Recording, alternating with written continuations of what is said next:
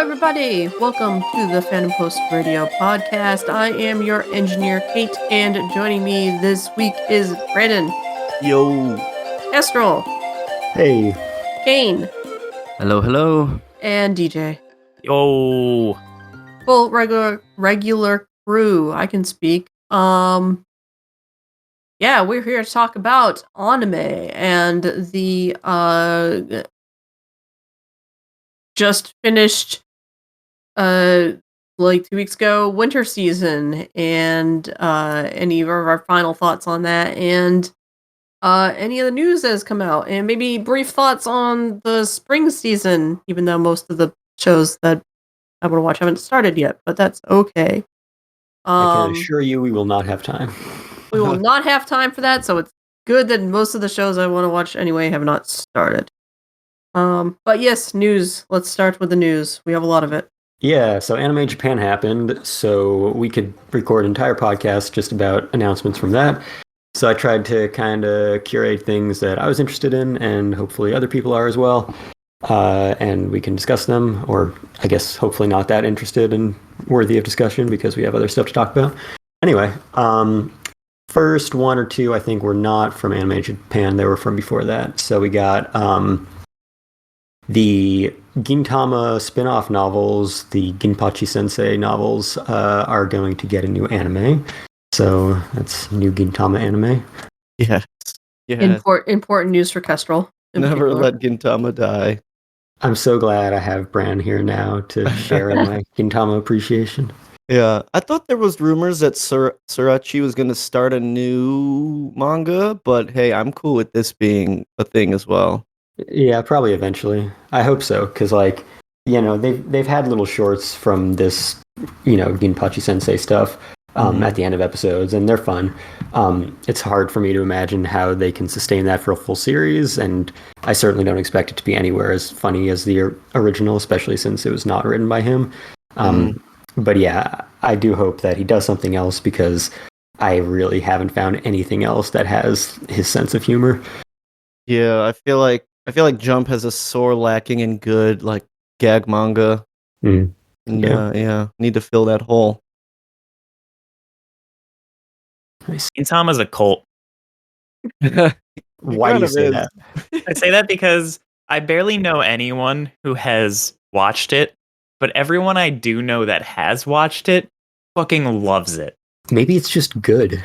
Yeah, but it just reaches so few people that it's just a cult.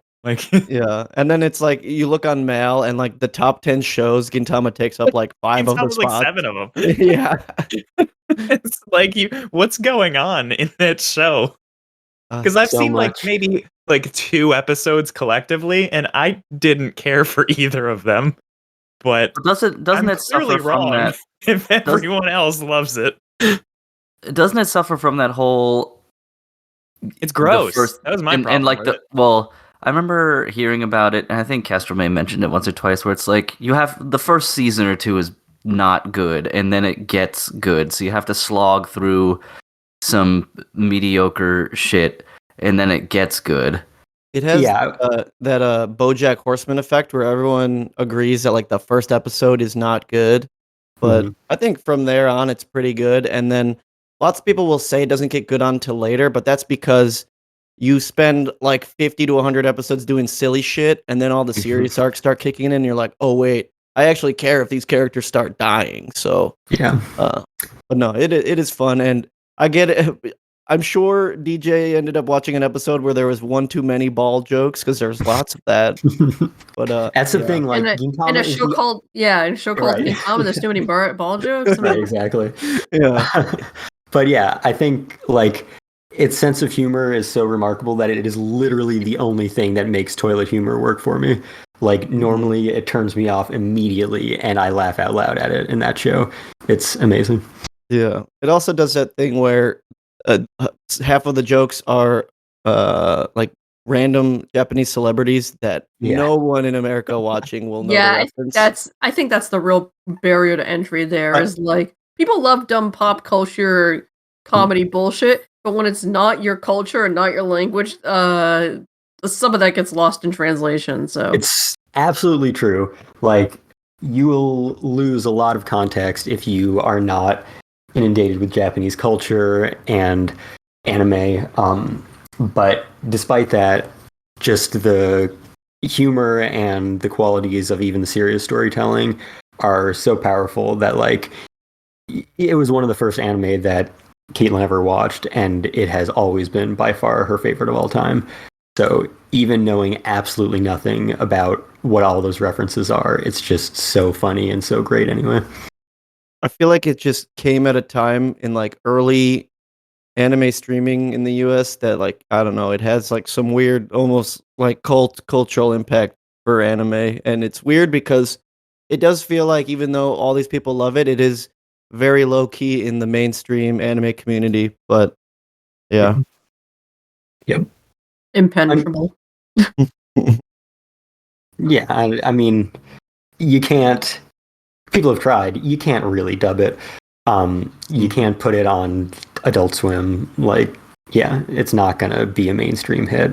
But Yeah, as much as I'd love for them to like get a legit like English print of it, I don't see the reason for them to do that if it's not going to sell well. It didn't sell well the first time they tried that. Yeah. I yeah, have those manga stashed away somewhere, at least the Oh, first 12 damn. volumes, and I think they dropped it at 18, so yeah, and the anime has been through so many hands inconsistently, and we've only gotten like a random smattering of it released on physical media, different Yeah. formats, different dubs or lack thereof, different companies. Yeah, it's a mess. It reminds me of the show Portlandia. It's like the same exact thing where the first season of Portlandia is so steeped in like Portland and Washington and indie music specific humor that I didn't get like any of the jokes at all. And then it kind of branched out some and got a little more like outrageous and surreal while still keeping a more broad, like, let's poke fun at hipsters and indie stuff humor. And it got way better after that. That's kind of what it reminds me of when you describe it that way, where it's like there were jokes in the first season of Portlandia where it's like, oh, there's this singer who's the lead of an incredible indie rock band, and look, they're cleaning my house. Isn't that funny? And I was like, I don't know who this person is, so the whole point of the sketch is lost on me. Yeah. Totally. I feel like a lot of Gintama, it sells it in the delivery. Like the voice acting Yeah. is A1. So 100%. Yeah. Yeah, that's one of the many reasons why I prefer the anime greatly over the manga, which is not often the case. Good shit. damn, we got a good couple minutes out of Gintama. Let's go. See, it's never would have happened before you joined. We just got crickets. All right. Next bit, we're getting more Given anime. Another film. Seems like that's what they're doing with this now because they already adapted the first follow up to the series with a film covering the next bit of the manga. So yeah, looking forward to that. I think I'm probably ahead enough on the manga that I know everything this is going to cover. But yeah, I like that series a lot. Huh. I thought the movie was like the end of it. That's cool. No, manga's still going. I like randomly binged the show one day and I was like, damn, I want more of this. So that's good to know. Yeah.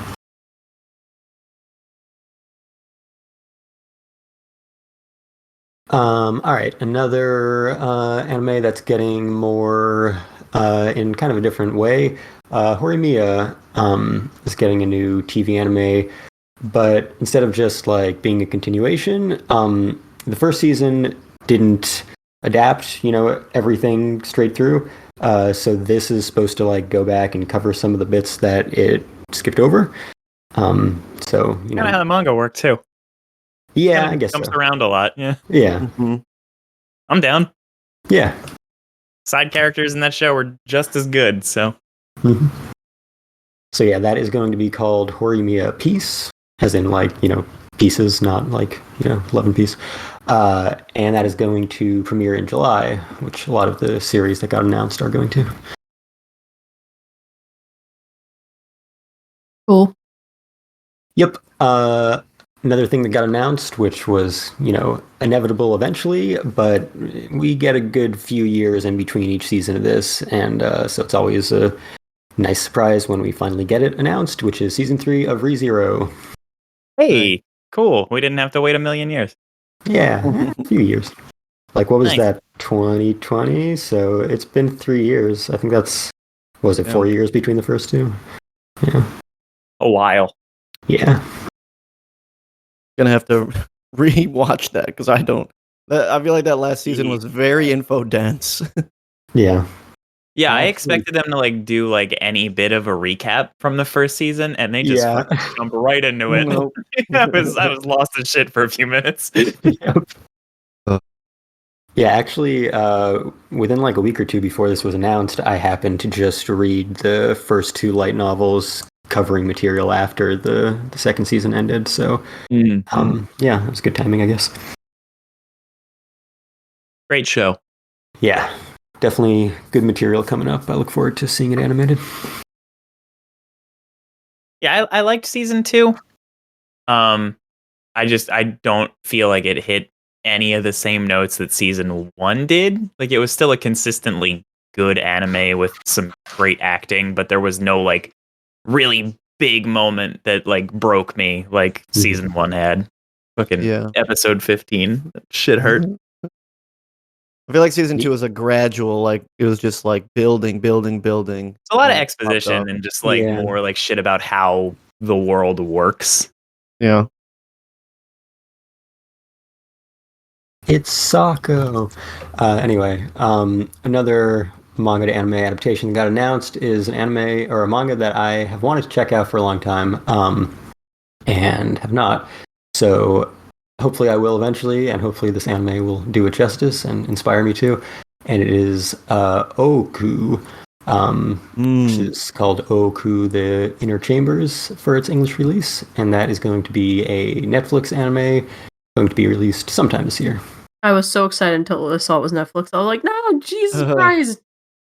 That's an interesting series. I do have all the manga for it. It is, the premise is simple. It is, if there was a pandemic that killed off most of the men in Japan and women had to rule the country and basically run the country. So it's gender swapping all of the shoguns for 400 years. So it's interesting. Yeah, I picked up the first couple volumes on a sale and still have not gotten around to reading them. So yeah, I'm excited for the show because if it pops off, I'll probably collect the rest of the manga because I really like the art. It's very it's very focused on the inner well, that's what the Oku is. It's the politics of the harem of men that end up serving the whims of the court, essentially. So it kind of gave me a Aka vibe a bit. Yeah, a little bit. But yeah, it's very it's very interesting and very mature. Yeah, I was not expecting that announcement. That was definitely one of the biggest surprises from that weekend for me. Definitely, yeah. All right. So Spy Family ended at the end of last year. So just 3 months ago, it was announced that it would have season 2 in 2023, as well as a movie. And by now it would either have to be a summer or fall series. And since it's a spring and fall kind of show so far, it was kind of assumed that it would be fall 2023, and so that was confirmed. And we got a little more details about the movie. It's going to be called Spy Family Code White, and it will be released in December 22nd in Japan. Oi. Yep. I will take movies of this show. I will take everything it has to offer. Yeah. If they can get this show to have the One Piece or DBZ a movie every couple years kind of thing, I'm cool with it. And it's a much better series for that than your average Jump series because the plot never matters. So you can easily just make a random side story at any time.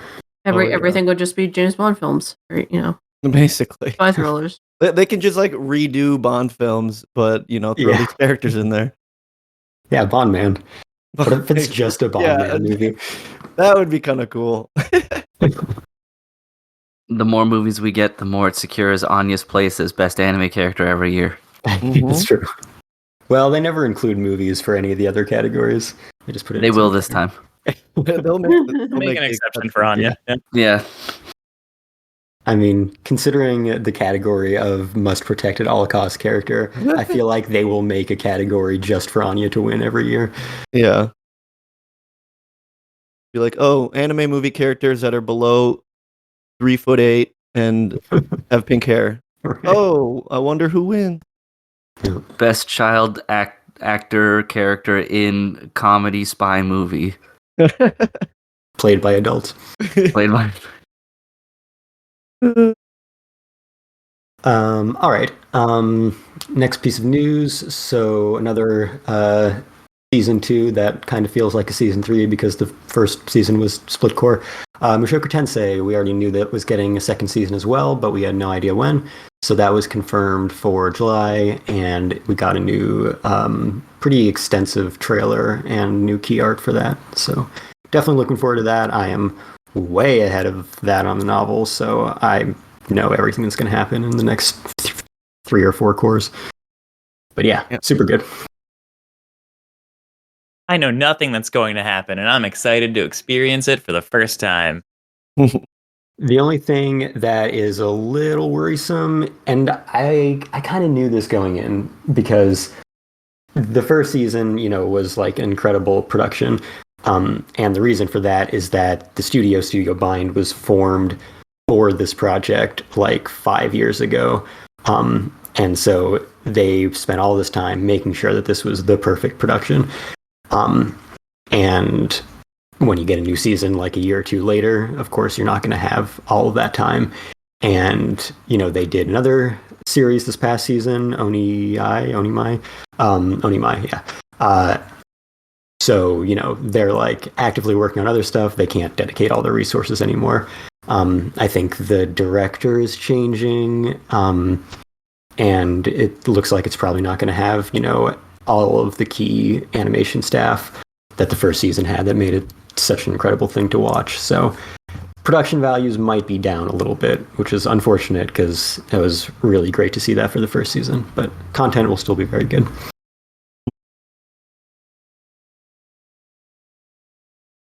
All right. Another series that just wrapped up was Blue Lock, and it ended with an announcement of season 2 and a movie, which is going to be Blue Lock episode Nagi, a spin-off about Nagi.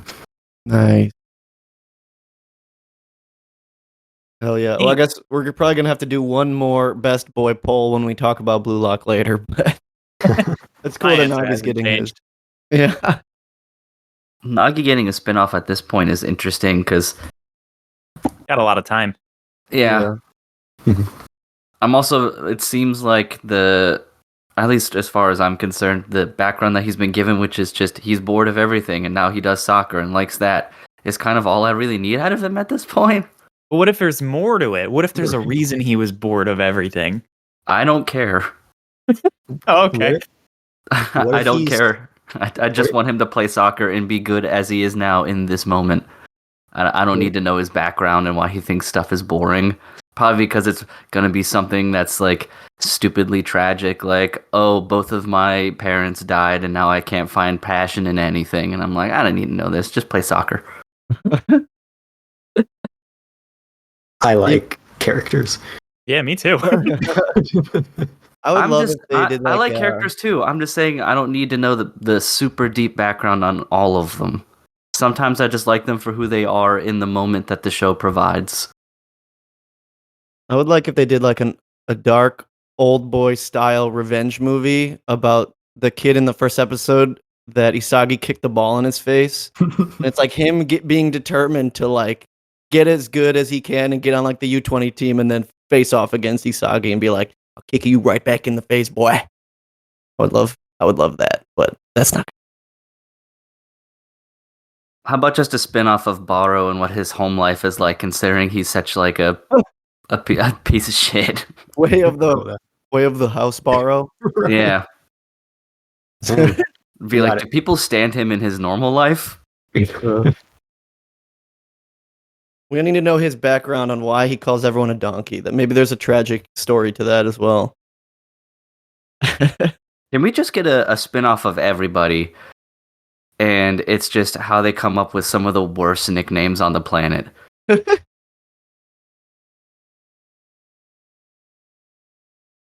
Okay.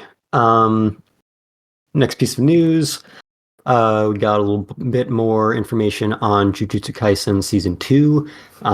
Got a new trailer of that, key art, July 6th premiere date confirmed. And that will also be getting a new director, which was kind of speculated because the first season's director is working on an original series. The replacement for him, they're kind of going the way of Chainsaw Man, where the new series director has never directed a series before, but has directed some of the best individual episodes of a few series, including Chainsaw Man, Jujutsu Kaisen Season 1, and Ranking of Kings. So, yeah, looking forward to see what he pulls out. Was it confirmed that they were going to replace Geto's voice because of the drama? Probably. I can't remember what all they've replaced him in so far. That might have been one of the ones. I can't remember. Yeah, I feel like it was, but see, should be interesting. Yeah. God, I can't wait for that season. It's going to be insane. I assume you've read all of that manga. Yeah, I'm up to date. I read it weekly. Mm-hmm. Nice. Yeah, I will just not to be extremely hyperbolous and hype, but I think it's like the content of the next 2 cores is like at least double as good as the first season. So nice. Yeah, look forward to that. All right. Also, just ended was Bungo Stray Dog Season 4. Usually we get quite a gap in between seasons of that, but this is the first time that we've kind of just ended in the middle of an arc. So it was nice to see that we got Season 5 confirmed of that right when Season 4 ended, and we are getting it next season. Damn, Bones is going in. Mm-hmm. Yeah, I'm surprised they didn't just like announce this as a split core thing from the beginning. Because clearly they already had that planned if they're only taking one season off in between them. But yeah. Whatever. And my last bit of news here is actually a very similar situation to Horimiya, strangely enough, which is Quintessential Quintuplets is, obviously that story ended in the movie, but it is also getting a new anime adapting unadapted stories from the manga. So that is going to be called the Quintessential Quintuplets Tilda, because they like just naming seasons after characters, not like actual characters in the show, but Unicode characters. So, yep. I hope we get an announcement soon from that author's new manga, because I've heard good stuff about Joker Ranger or whatever it's called.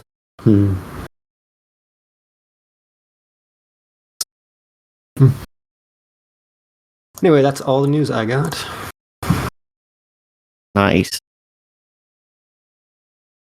That wasn't too heavy on the news. It was a lot of news, just not a lot of discussion around it. Yeah. Yeah. Lots of announcements. Yeah. It was one of those things where like I was busy that weekend and like anytime I looked at my phone, it was like new anime. I was like, same. Oh, bro. Yep. It's like chill. I'm sure Chris had a lot of fun that weekend. Oh, Chris was loving that so much. Yeah, it was our birthdays, our anniversary, went to Disneyland. So I was just super busy the whole time. My phone was just blowing up constantly. Jeez.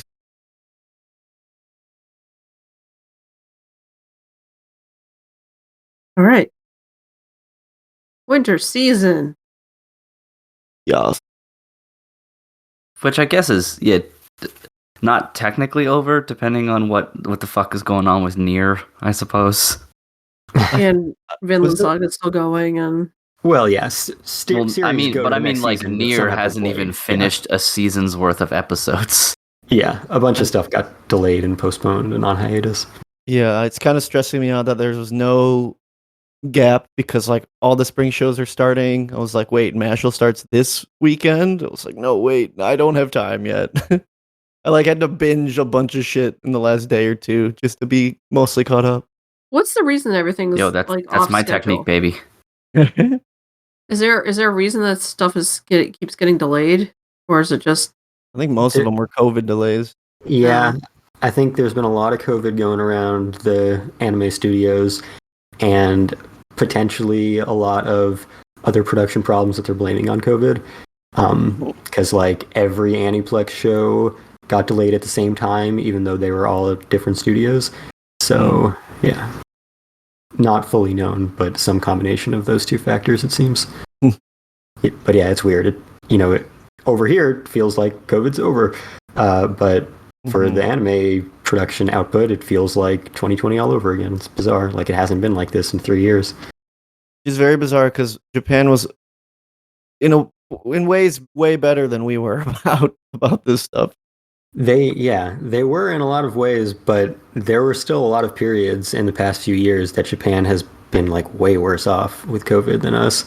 Yeah. I guess let's blame it on opening back up to the I was tourists. just gonna say that.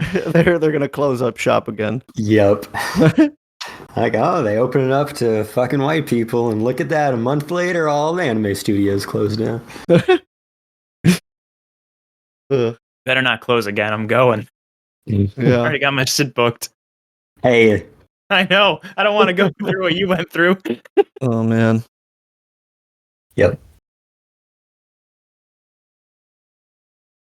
Well, then I suppose we should jump into some of the stuff for the season then, since for the most part, yeah, it's all done. And I mean, Nier is fine either way. There's a whole video game you can play.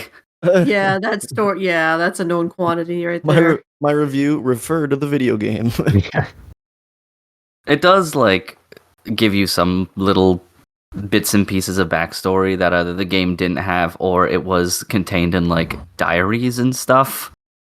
So it animates some of the lore that was just in words previously. But yeah, for the most part, it's just like you could play a game and be perfectly fine.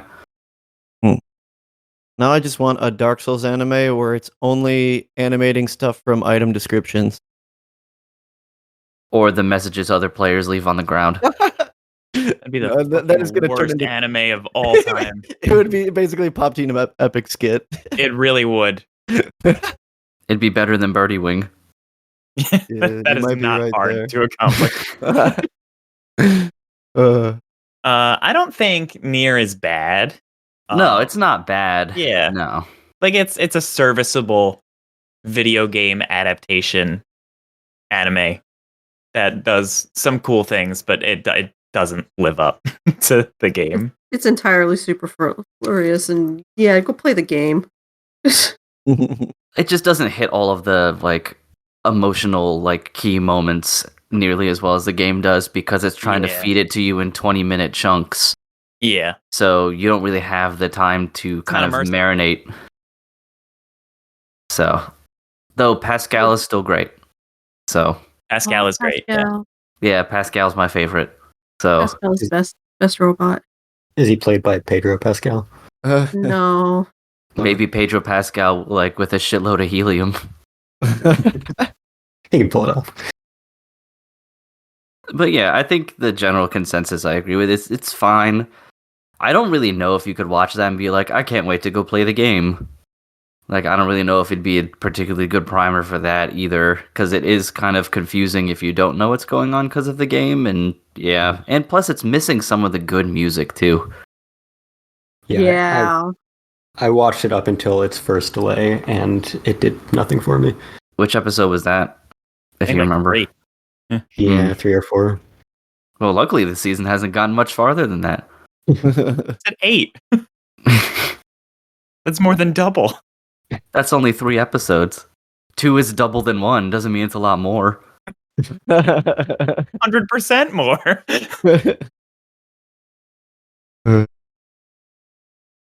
Hopefully.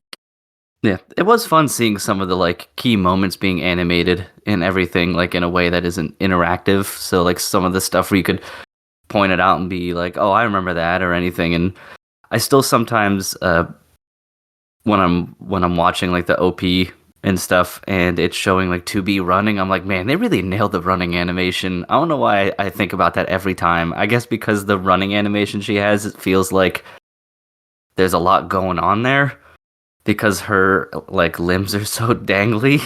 Yeah. You do have dangly limbs. Yeah, but I'm just excited you're watching the opening. it's because the Crunchyroll app is so shit. Like I can't afford to skip them anymore, or I could just crash the whole thing. That's the plan all along. It's a little funky over there right now. Yeah, I think Crunchyroll is the main villain of this season of anime. Right. Do you know, or does anyone here that was watching it know, like, what the general plan for the show is? Like, are they just gonna do 13 and try to encompass most of the quote-unquote main storyline of the game? I'm not and even that's sure just about they know. It's all an elaborate troll by Yoko Taro at this point, so. Yeah, it's gonna be like the final 2 episodes of Evangelion at the end of it. It'll be wild. Oh, I would not put it past the man. They reduce it down to what the hacking scenes actually look like in the game, where it's just triangles and shapes. Yes. Oh my god. Yes. I would not be surprised at all. That is what I think will happen. It's just an entire episode of triangles talking to each other. See, I don't think the show goes hard enough into like weird Yoko Taro-ness. Like they need to like go harder. I mean the Yoko Taro-ness doesn't really translate to anime well, which was always the worry going into this. Like how do you take that feeling and turn it into a show that isn't made by Shaft? Like I don't know if you can. Yeah, but yeah, as much as we're kind of criticizing it, I kept watching it and thought it was fine and it was decently fun since I played the game, but yeah. So I don't know if anyone else has anything to say about it. No. Nah. Still felt bad when Baby King Robot died, though. Yeah, Baby King Robot. Whatever. He doesn't have any lines. I don't care about him. It's what he represents, DJ. He represents. All right, well then we can shift. I actually wanted to move real quick to talk about Kaina with you, DJ. Okay. And what you thought about the ending in particular. And I'm gonna boil it down even more specifically. I had one of the first moments in many years watching anime where I talked at characters on the screen. And fun. Is it was when her brother was talking? No, it was when she threw the rug on the fire. Yeah. When she threw the one-of-a-kind, priceless rug that they were going to try and use to convince King Dad to go find the great, spire tree, and she just tosses it onto a fire to help some lady, and I remember just putting my head in my hands, I was like, you fucking idiot. There were a lot of really idiotic moments in that show that I feel like were just a result of bad writing. But my big talking to the character moment was when they're on the bridge and the fucking Valgians or whatever they're called are like about to like kick that other girl off the bridge. Oh yeah. And her brother is just like fucking, do they not realize that you're the actual princess? Like, and that's not a real one? Just like fucking loud and clear, like in a crowd of people. Oh yeah. And he says it multiple times. Yeah, he doesn't shut his goddamn mouth. Yeah, and they're just fucking looking at him like, So I was amazed that the people didn't hear him the first time when he's like, "Wait, isn't that you, sis? Aren't you again?" It's like he was there. He was there to move the plot, but he existed outside of the plot. So he's like, "Wait, maybe they didn't hear me. I have to." The princess, it's you, right? Yep, that's fucking Kind of was wrong. Like there was it's just there were a lot of things that were wrong with it. But it still has one of the coolest worlds I've seen. And just like the set pieces and the setting in general look so awesome. But then the perfect rest of balls the of show snow. looks fucking dumb. And the characters do dumb things, and it's a decently generic-ish story. That would have been fine if the characters didn't continuously make stupid decisions. But overall, I still think it was like fine. Like it's an okay anime. And I thought that the ending did round things up well. It's not left open-ended or anything like that. And it was nice having an actual resolution in a show like this. But overall, it just felt like a half-baked journey through a really cool world. Yeah, kind of like it felt like a story that was written around a world and not around the characters inhabiting it. Yeah. And so therefore you get this cool world that has all this neat ideas and stuff, but then they're like, okay, we have this world, well, what's going to happen inside of it? And then everything else was like fluff. And I was enjoying it. Like the ending kind of, especially the ending dropped it a couple points for me because of how many stupid things they do near the end, and also how the villain pivots from Valgia to just the admiral with his weird mech robot. Yeah, that was strange. And the fucking like the weird god thing they had, like the Ascender or whatever as well. That didn't do shit. It didn't do shit. It's just like this huge thing that pops out of the water, and everybody's like, "Oh my god, the Ascender. I didn't realize it was real." And then the dude just like slaps it and it falls over and disappears. That was literally it. So yeah, and it falls over like one of those inflatable flailing arm tube men. Yep. And that's it. There goes their weird god character. But yeah, it was. There were a lot of really tiny things like that kind of took away from the experience. I get it. Yeah, it kind of pulled you out of the world a little bit, because then you started going into, why is everybody making all of these really bizarre choices to advance the story, between Ririha tossing the priceless rug onto a fire when she could have easily just taken her jacket off to accomplish the same thing without destroying the priceless rug, or their drama, their fucking tree laser gun turning into an orbital cannon, essentially, because he turned a dial up. Yeah. I don't know how to feel about that one personally. I was like, it's cool, but also he just turned a small dial, and this laser that could barely cut a log now is the most powerful weapon in the world. Yeah, it's the most powerful weapon ever known. And I don't know, can it recharge? Does it have a USB-C port somewhere on it? I got no clue. I don't either. But yeah, I wish it would have had some better writing there in the end that kind of justified the world that it took place in, especially once they got into Valgia and things like that. And I thought the idea of Valgia was cool, which was the whole, like, it looks like a big Borg cube, but it's a giant slum on the inside. And the reason that they got to that point was they tried to be good in the beginning, but as stuff dried out, they rescued too many people, and then they had to resort to war to get the resources to take care of the people. Bullshit that kind of had, like, there was things like that were really interesting pieces, and then it's just you ruin it with stupid characters. Yep, weird characters making dumb decisions. But I got used to I think I got used to the CGI eventually. It took a little bit. There were parts of it that I never got used to, like anytime characters moved through water, and it was just like big ass like snowballs instead of water motion effects. They just like put giant circles floating all over the place, and it looked horrible, and I don't understand that creative decision. Yeah, that part was always really weird. Every particle was a perfect ball. Yeah. Of this snow sea. There were no snow particles, there were just balls. It was so strange. The 3D artists didn't get past the make a donut part of Blender. No, they really didn't. funny. I feel like there's some crossover with the problems y'all are having with this show and the problems that persisted in Fire Hunter. Fire Hunter had more problems, I want to say. Yeah.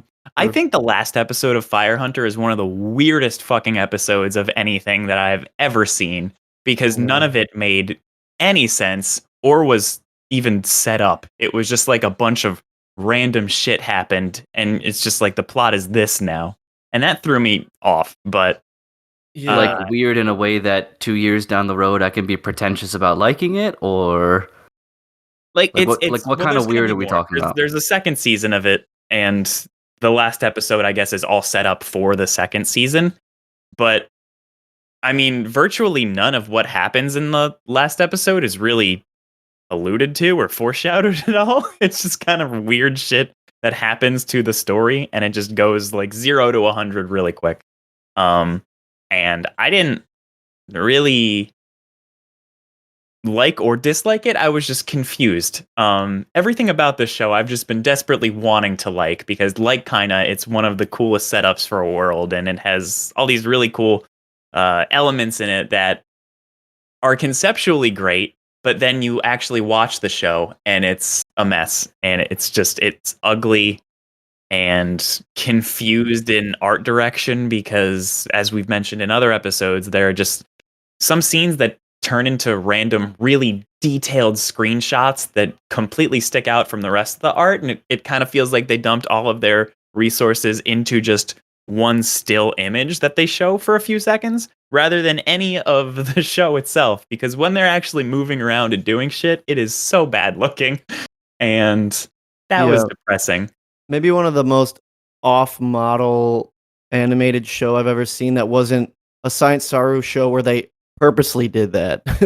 Just like so, yeah, inconsistently animated, and yeah, even though it had such an interesting like storytelling and like concepts going on, it just like they didn't tell it in a way that really made me want to keep watching.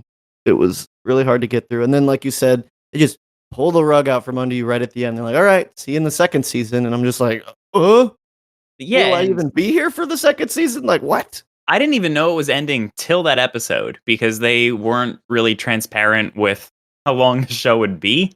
And Yeah. so it just kind of like, oh yeah, next week's the last episode and none of what you know matters. So Yeah. It was literally like this whole episode was the ninja war at Naruto, and then right at the end they're like, bam, oh yeah, Kaguya's the actual main villain. She's gonna come here and fuck everything up. It's like, what? Wait. Yeah. It was I don't know. That show deeply confused me, and I don't know if I want to bother sticking around for the second half. I will just because it is unique and uniqueness can get me to watch shows and I'm still rooting for it because I want to like it. It's Yeah. just I was hoping for another like Shinsekai Yori type thing where I'm really fucking bored in the beginning and I lose interest and then I revisit it and I'm like holy shit, this is one of the deepest things ever. And I'm starting to think that's not going to happen. Yeah, it's tough. That's what I was hoping the rug pull would be like a whoa, okay, now I'm invested. But yeah. We'll see. Maybe I'll stick to it. It's just hard. I don't got time. To answer your that question, time though, is- Kane, I think since it's written by Oshii, you can probably be pretentious about it already. Yeah, well, exactly. Excellent, good. Then I will watch it immediately. Yeah, there you go. We should You talk know, about like, something we like now, I think. Yeah, Yeah. all I've learned is that I was right to skip all these shows. You were. You were. Well, let's see. Of course, there is Blue Lock and Vinland Saga. A couple of you watched Buddy Daddies, which I always like hearing about. I think Buddy Daddies overcame. Yeah, I think it overcame its Spy Family clone Yeah. disparaging for sure. And yeah, by the end of it, it was really cute, and it was like much more character focused than I expected it to be, and and even Miri as a character wasn't as intolerable as like I thought she might be after several episodes. She was still pretty intolerable. I'm not gonna lie. She is still a child. Yeah, she is. But yeah, I mean, PA Works also. I love that they don't really mess around. They're like, bam, here's a full story, and it's done now. And I hope you liked it because it's over. That's what I love about them. They just like fucking. We're here to make an anime, and then it'll be over, and then you can just look forward to whatever we make next.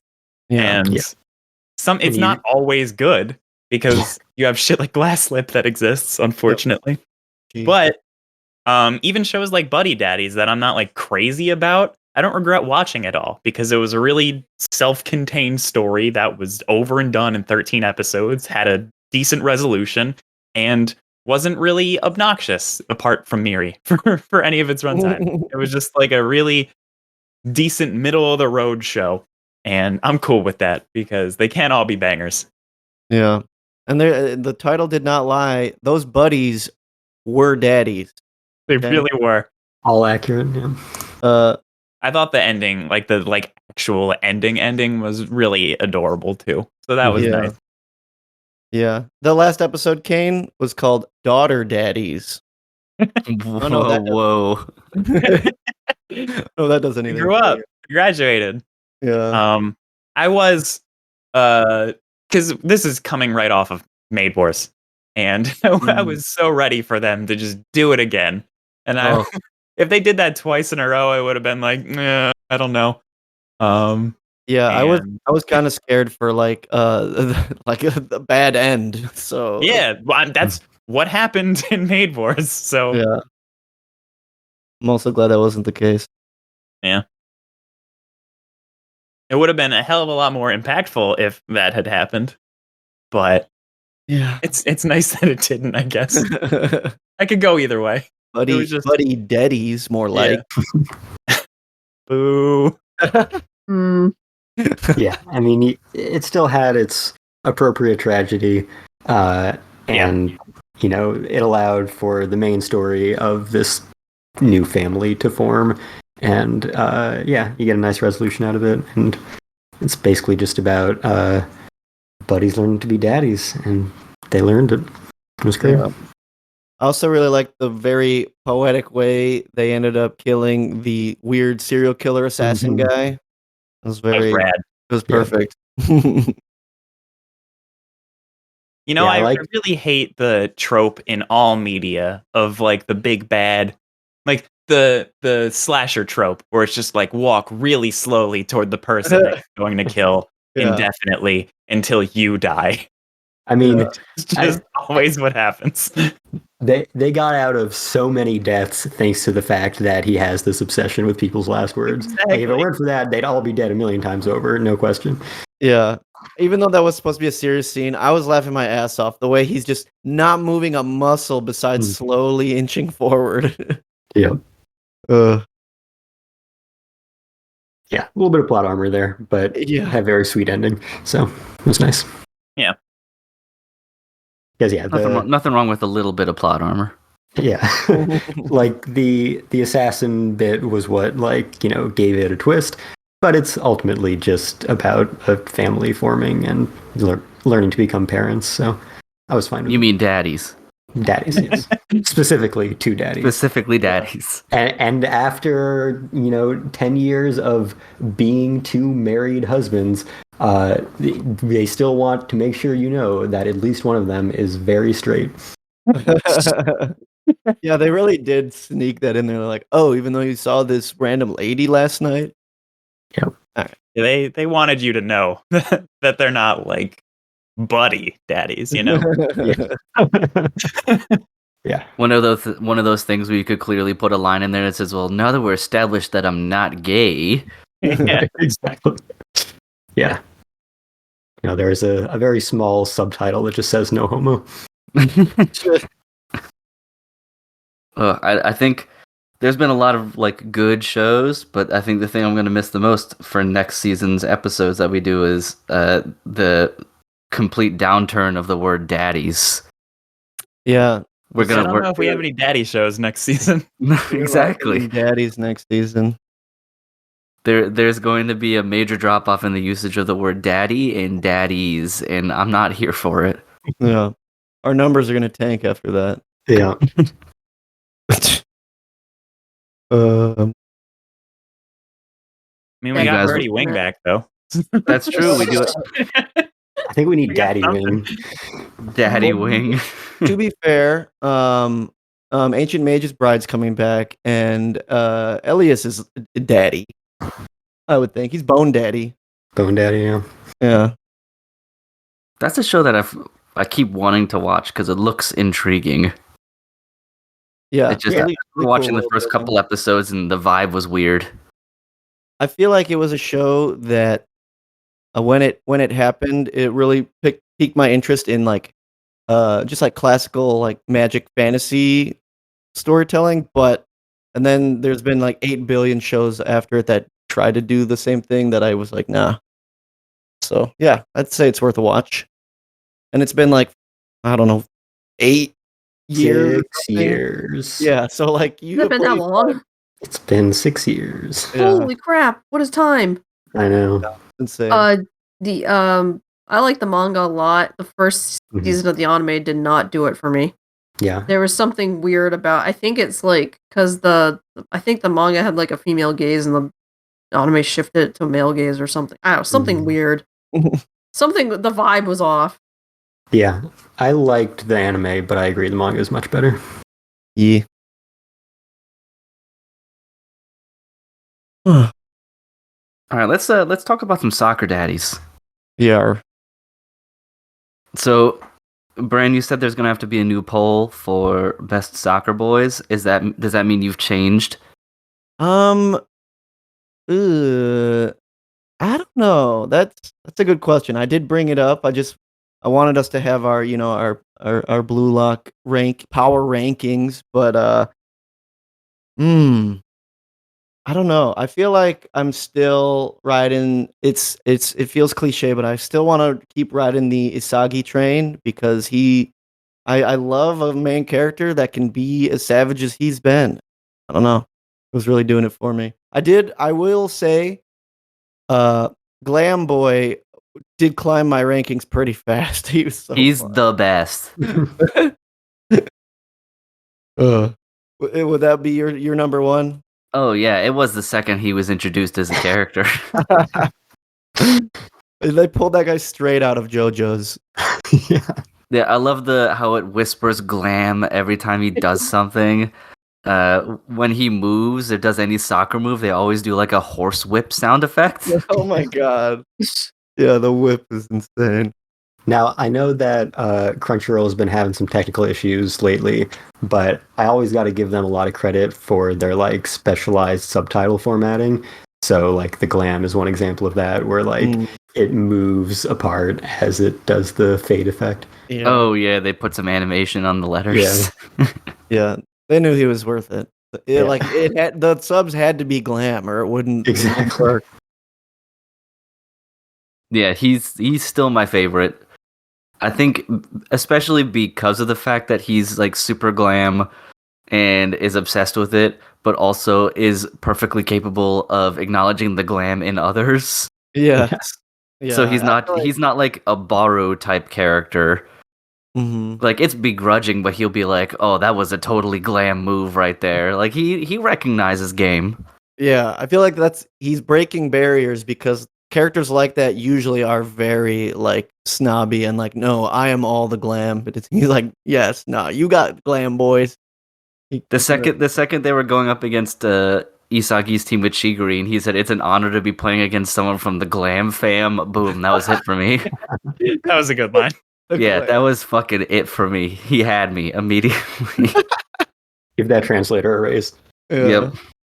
Whoever did that part deserves a bonus and extra vacation days. Yeah, the show is still really great for me. I do have some. I hope they don't do a lot more English. Oh god. That totally was forgot about a little that. hard to watch. That was I just feel I just feel bad for the people having to dub it. That's gonna be so awkward. Yeah. I don't understand, and maybe this is more of like I don't know if it's an artistic choice or a technical choice, why you would choose to have them all speak English in the first place. Like, personally, I don't care like if they all speak Japanese or not. I'm watching an anime, and the idea of them all, especially because they come from a bunch of different countries too. So why did they arbitrarily choose to speak English? Yeah, it's a universal language. I would rather them just say that they're speaking English and then continue to talk in Japanese. Okay. Yeah, kind of like what. Like, I'd be totally fine with just like filling in that like loophole in my brain. Like that'd be. They use Star Trek style universal translators. Right. Yeah, I mean, Blue Lock's got the technology; they can make it happen. Yeah. I mean, yeah, the point of it was the language barrier, and I appreciate when the languages are actually correct. I always feel a little weird when I'm watching a dub and the characters like talk about the fact that they are currently speaking the Japanese language. I'm like, but are you? So, I'd be down with just finding native English speakers. That'd be cool. That's every that'd time be fine. because Sakura Quest and at least one other PA Works show has had a character that was a foreigner, acted by an actual person who spoke English, and I thought that was cool because that never happens, and I don't get why they just can't like find anyone who speaks the language. Those people There are exist. plenty of people in Japan who speak English. There Why are don't we like hire any? okay, if Wild Hearts could do it, these anime studios could do it. Like seriously, come on. Yeah, I feel like there's some kind of like, I don't know if there's like a voice actors guild or something in Japan, but I feel like there's probably some kind of leaning towards like keeping it in house. Like letting Monica Rial speak Japanese. It's like one of those where it's just like we have her on staff. Yeah. You can do it. Okay. Oh man, I just remembered how fucking awkward the Steins Gate Zero dub was. Thank you.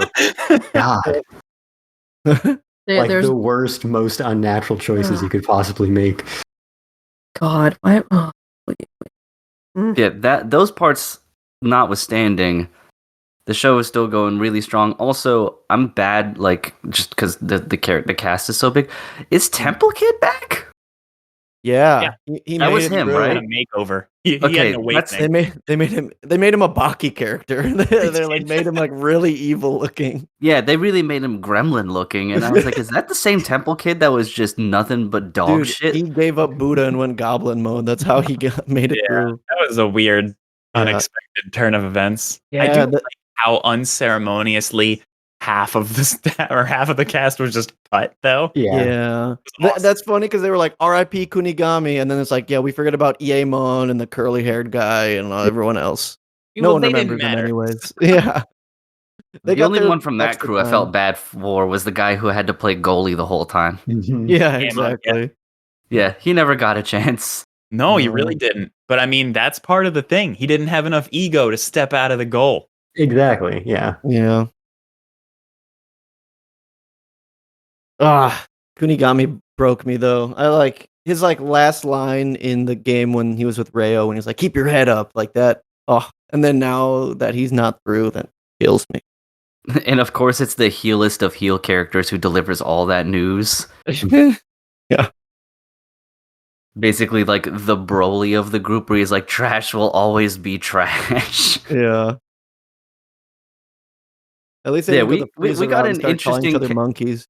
Yeah, we got an interesting cast of characters coming around. Lots of people with interesting hair. I was gonna say they got more and more anime like as They as we really get further did. in. We went from vaguely realistic to just like some guy who looks like he's in Super Saiyan mode all the time, and he has the bushiest eyebrows ever. That's how you measure the importance of an anime character. Like, the more ridiculous you look, the closer to protagonist you are. I think the problem with that, though, is, and it could just be another thing that it doesn't matter because Ego is just an enigma, but that dude's ranking is like 114. Mm.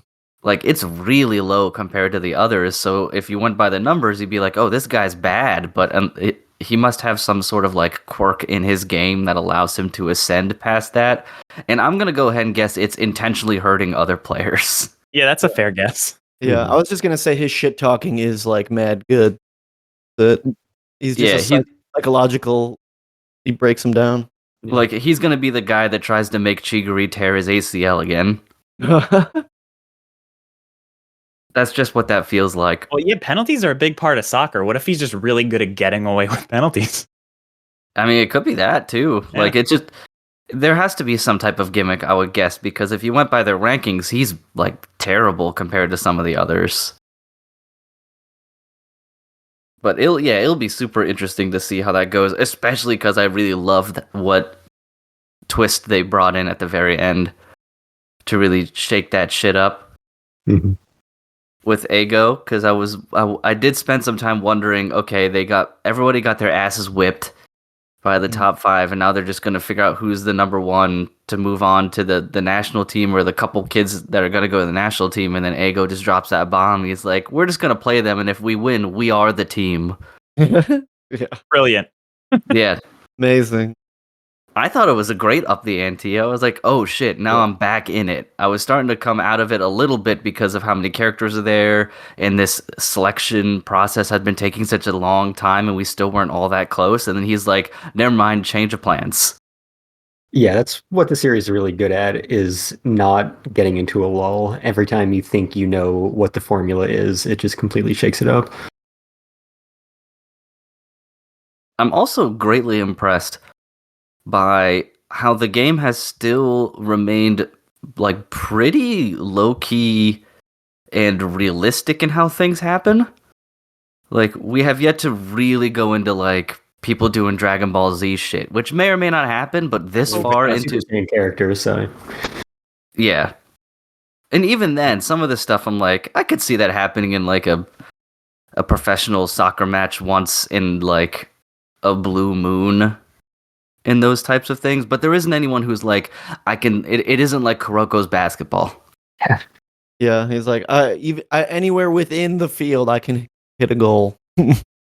Yeah, for the most part, they're maintaining enough realism that it doesn't, go beyond the pale, which is nice.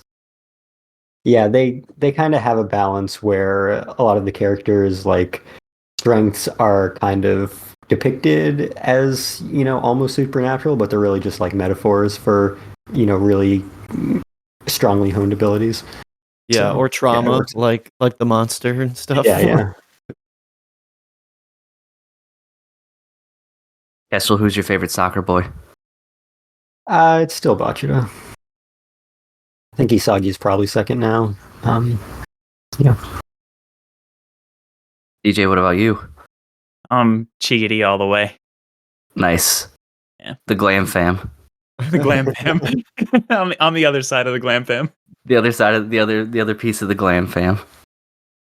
And I liked the. Sorry, go ahead. I was just gonna say I like that Chigiri and the other speedster are on the same team now. That guy is like low key also really funny because he's just so stupid, but he has glasses, so it's just like that's a fun quirk. Yeah, I do like that. Yeah. Oh yeah, his whole shtick was he was just saying words, but he didn't know their meaning, right? Yeah, just like incorrectly using words that sound smart. Because he's trying to be the glasses boy trope. Yeah, where he's the super smart character. I feel like another series did that. I can't remember now.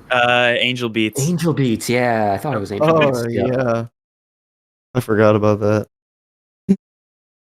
But yeah, I like the the twist at the end, because not only did it work well for like setting up these new stakes, but I was kind of waiting for them to be like, hey, you're wasting a lot of money and resources and questionable ethics on this little experiment of yours that you say is going to pay these crazy dividends. I'm not really buying it.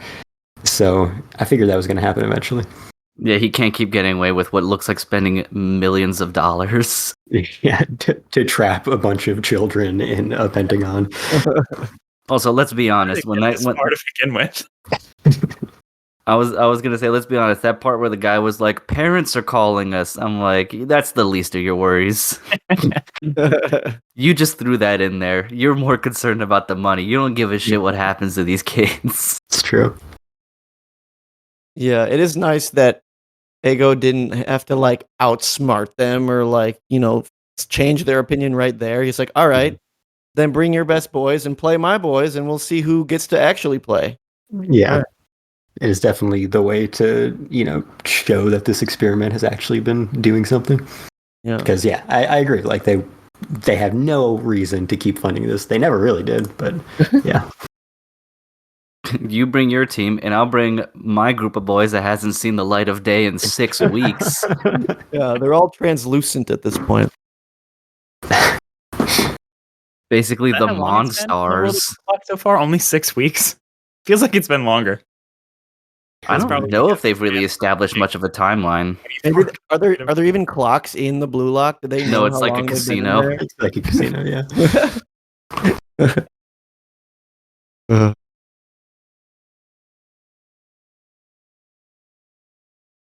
Is that taking a break now? Well, Yeah, for yeah. now. It's getting a second season at some point, but done for now. All right, cool. So it's all right. Excellent. Yeah, because I'm all for more of it. I'm trying to get my one friend to watch it because he's not super into sports shows all the time. I'm like, no, this one's different. Yeah. This one's got some spice on it.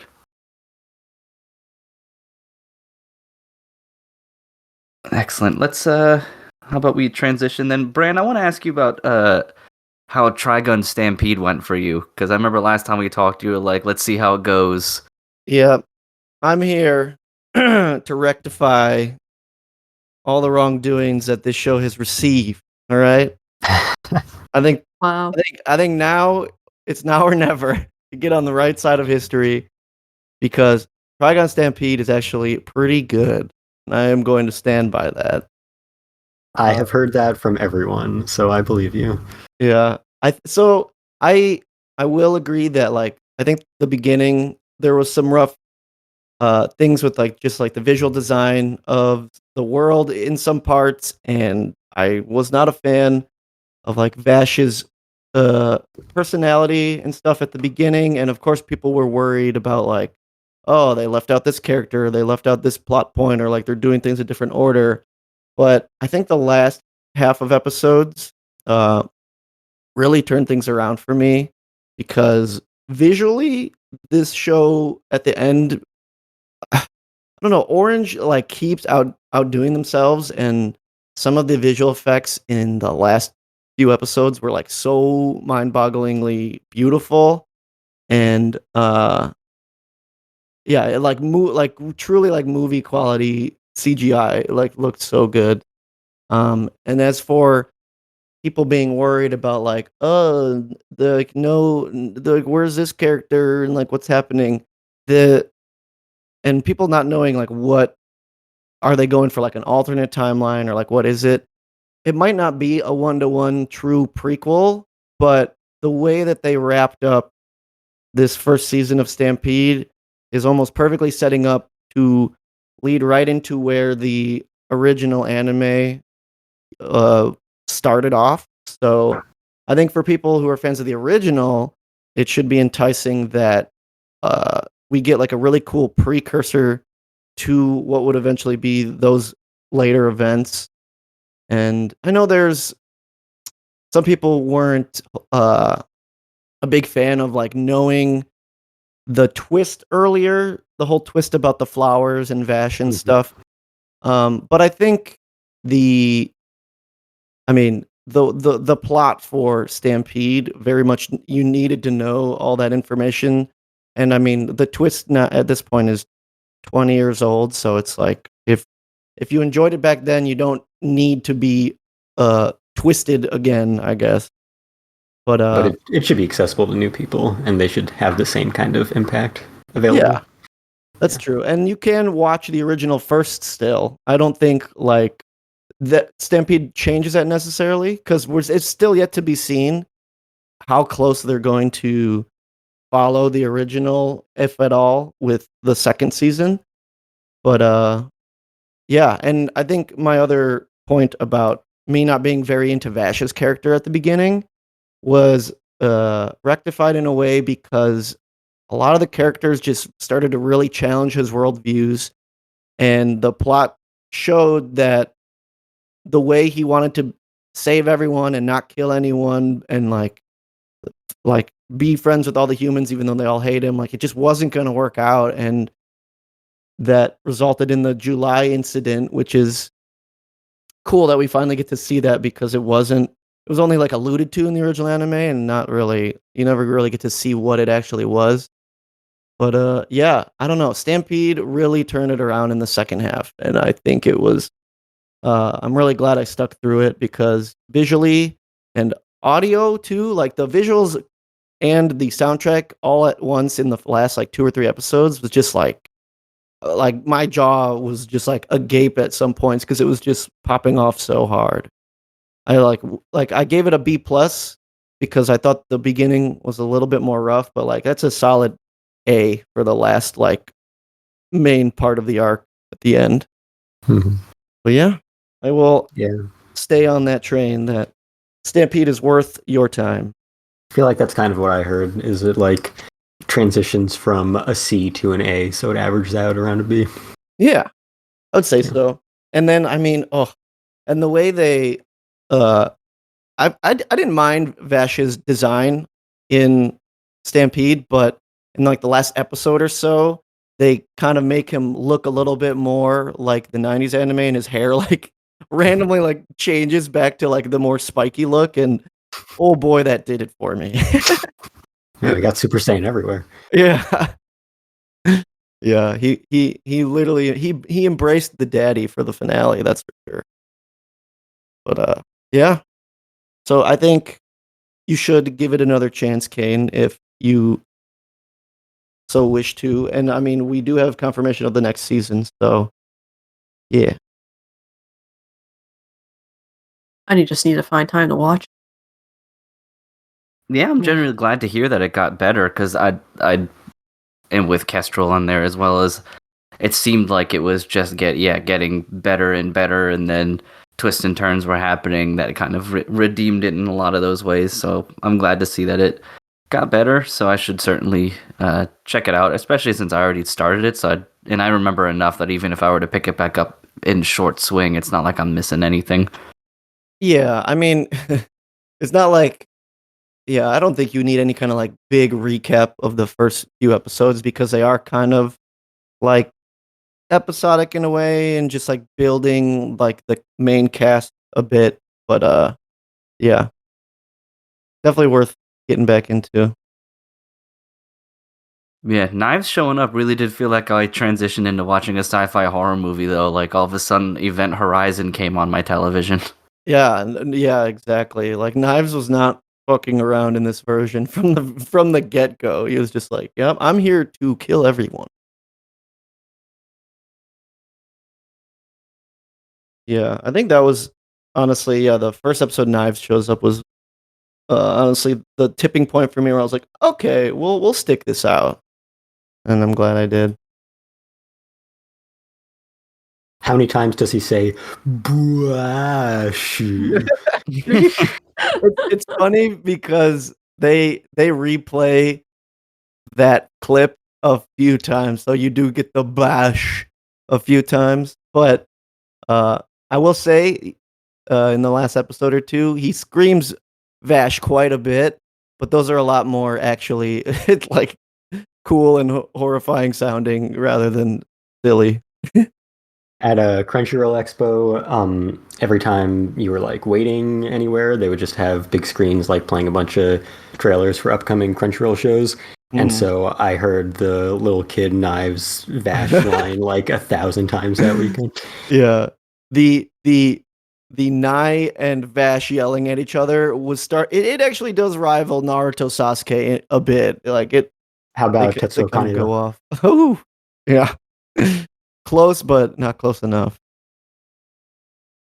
But it's a lot. Uh, yeah. Awesome. Well, yeah, I'll have to check it back out then because there's still parts of me that wants to watch, especially since it came into a redemption of sorts. But we can shift focus to another show then. DJ, was there anything that you wanted to talk about off your list, or Kestrel for that matter in particular. I know we have at least like Vinland Saga that we have in common and stuff, but I know we always seem to end the episodes with you guys speedrunning some shows that you wanted to talk about. So if there's anything that you wanted to now real quick before we do that so it doesn't feel... Yeah. I'll just I'll quickly give a shout out to Mo Ippon, the fucking judo anime from this season. Because it was easily the biggest surprise for me, and was like good sports anime crossed with a place further than the universe. So it was a really interesting combination of things that just focused on a really close-knit group of friends in a reformed judo club that was about to get gone, because that's how anime works. And they're not great, and they're just kind of doing their thing because it's what they love. And it was really heartwarming and really dramatic in like a not depressing dramatic kind of way. It was like motivational, and it was just it was a heartwarming thing to watch every week, and it was really good character work, and the score was surprisingly great. I liked that show a lot, and nobody's gonna watch it because it's another niche sports anime that's not like, it's not poorly animated by any means, but it's not like anything to write home about. So it's just not going to generate a lot of buzz, but it should, because it's nice and it makes you feel good. Yeah, I think it's unfortunate that, I feel like lots of people that love sports anime have a natural crossover with like being fans of shonen. So it's like, if it's not being hype sports moments, then why watch it? But I feel like the sports anime genre, it's just not like the point at all. Because like they're not great. They're just kind of like middle of the road judo girls from a no-name school trying to compete. Yeah. And so they're like destined to fail from the beginning, but it's the journey there and seeing them and like why they love judo so much. It was cute. Yeah, I think that's something about sports anime that I wish was capitalized more, because as a genre, it has one of the best ways to do like coming of age character stories. And I feel like those sides like of the characters off the court, and like their development and what inspires them to even play, is some of the best stuff I've ever seen. Like that's why it's like I love Ping Pong, the animation, because of the characters, not because the ping pong was cool. I mean, the ping pong was cool, but yeah, I would do wish more sports do that, or sports anime. And like Chihaya Furu, it's not like a real, like, technically a sports anime, but it is, and it's really the characters that sell you on that. Definitely. Yeah. That's good to hear that show turned out well for you. Yeah, it was cool. It was really inclusive too. Like it had a lot of like different body types and different ethnicities of people like competing, and it was cool.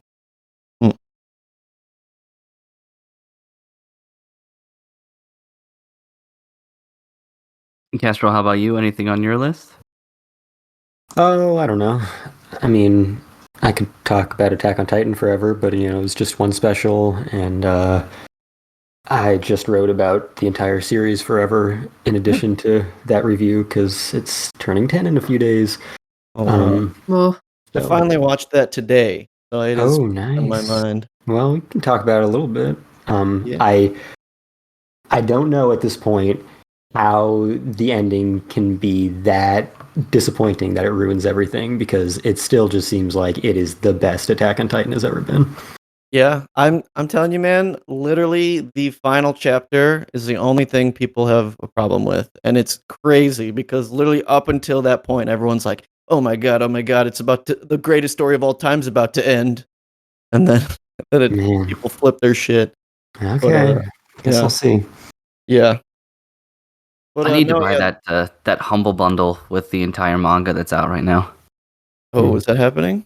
Yeah, they have one that's like $25 and you get the whole manga and then all the spin-offs I don't give a shit about, but you do get the whole like main story.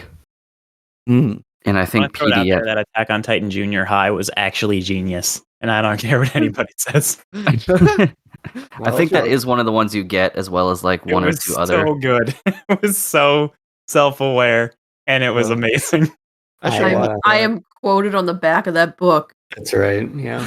I am quoted on the back of that book. That's silly. In English. Do you remember what you said?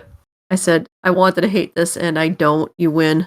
And that's literally what they put on there. Yeah, I know, it's great. That was really good. I was on there and Sean Gaffney had a quote on there, and it was, we were both like high-fiving each over the I reviewed that too, and I'm still jealous they put you on. Yeah, I wrote about how I did not like the spinoff at all in my article I just wrote. Oh man. And how nobody asked for it, but apparently I'm wrong.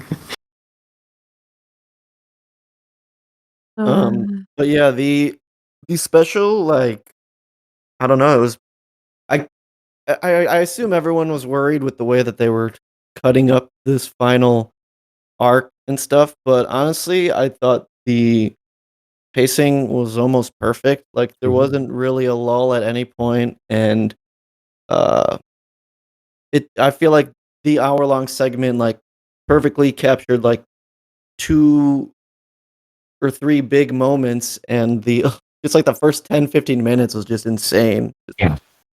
Just like agonizing and depressing horror. There's not much anime that I've seen that can like really try to show you tragedy that like hits on the level that did. And I remember reading the Ramsey chapter when it came out, and like that, just like that image of him being crushed was just stuck in my head for days and days and days. And I was worried that they would like censor it in some way or like kind of off screen it because it was so brutal.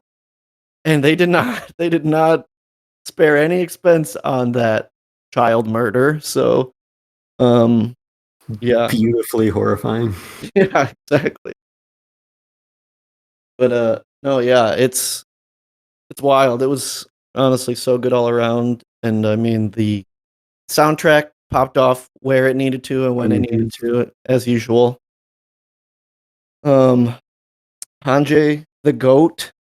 That was, oh my god, it's crazy that I feel like Mappa's seasons haven't really had the opportunity to show off the ODM gear as much as the first couple seasons, and they proved that they hit or even exceeded what Wit was able to do with Hanjay's send-off scene. It was crazy. I think I still think that Wit, I don't know, I think that's kind of like Araki's trademark and Imai's trademark, and the Wit seasons like made that something that I think Mappa's trying to like, take from them what they can, emulate it as much as they can. I think it was definitely like, something that they really brought to this adaptation, and I'm really glad that they got to it first, because I think, it could have been something a lot less creative. And I'm glad that Mappa is able to, kind of do it justice, at least in their work. But yeah, I definitely think that, even though I wish that we got the whole ending for like, this final bit, it's good that Mappa's taking their time, because yeah, it was really well produced. There were some points in mid final season part 2 where I was like, yeah, they're stretching themselves a little thin. Production's looking a little wonky here and there. And then, the last few episodes were like the best they've ever animated the show. But, I was glad that this, for the entire hour, was just like completely standout production values on top of everything else. Yeah, I do agree with you that I feel like Wit laid the blueprint that allowed Mappa to make something so good, because if they didn't, I can't imagine them being able to do something for the first time that was that good. But yeah, they really were following in the footsteps of some of the best action animation in anime. Yeah, that's what a lot of my retrospective like ended up being about, was just how this team was like the perfect team to bring together for this project and elevate the material to, just the greatest execution of the medium that they had at their disposal to adapt this into something so much more than it could have been. And then with, all of them basically being replaced, that the best thing that their successors could do was follow in their footsteps and follow the blueprints, and that fortunately they did that very well. Yeah. We will see though for the final episode because to be fair, the rumbling is lots of titans, but it's a lot of colossal titans walking in a straight line. Yeah. And they were able to use a lot of the camera work and visual effects to like make it look really good. But the final arc, like on the Aaron's Titan with all these weird like bone titans and stuff, kind of like at the very end with the Beast Titan, there's gonna be a lot more just like shots of like Titan action at the end, and I'm praying that they are able to make that look as good as everything has looked, at least in this first special, because it's going to be a lot harder, I think, pull that off. But I mean, they proved that they can knock it out of the park with this one, so I'm not too worried. Definitely top of their game. Like, I feel like this is the best the series has been since like season 3 part 2, which is by far the peak for me. But this like got surprisingly close to that. Yeah, for sure. And oh my god, they left off at like such a insanely hype moment too. So it's just like, oh, I have to wait till the fall now. Yeah. Ugh. Which is annoying, but it definitely like it kind of left off in the same way that the final season part 2 left off. In that it felt like, okay, now the final battle with Eren finally begins. But no, we're finally getting to it. Finally. Yeah. It was nicely paced too, because the whole second half was just all the like main casts that are left, like reconciling with their sins and being like, well, we got to get over it. We can't do anything about it. We just have to susume. We just have to keep moving forward. And then, so it built really well to the final confrontation. So, and it was a good like arc and bookending of the beginning of Eren kind of this completely like hypocritical and paradoxical line of thought in his mind, where to try to achieve this freedom that he's looking for, he's completely giving himself into fate and fatalism, which makes absolutely no sense. So then to end it with the line of Armin being like, explain to me how exactly you're free. Exactly. Yep. He's a slave to freedom. Yeah, exactly.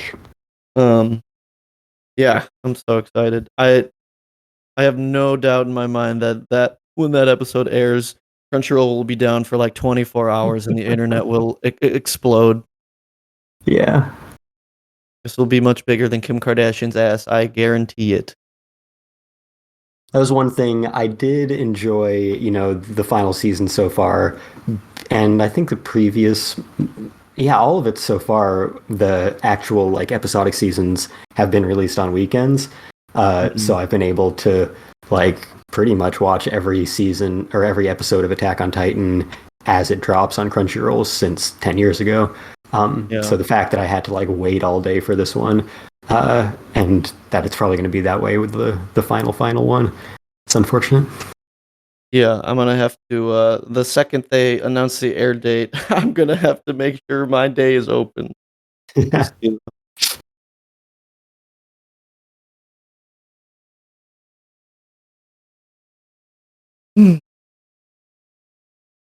Ready to switch? Yeah. You're dope. Let's talk about some cool Vikings then. Cool Vikings. Yeah, cool. Super cool war. Great and neat war. sweet war. Yeah, shit's about to kick off.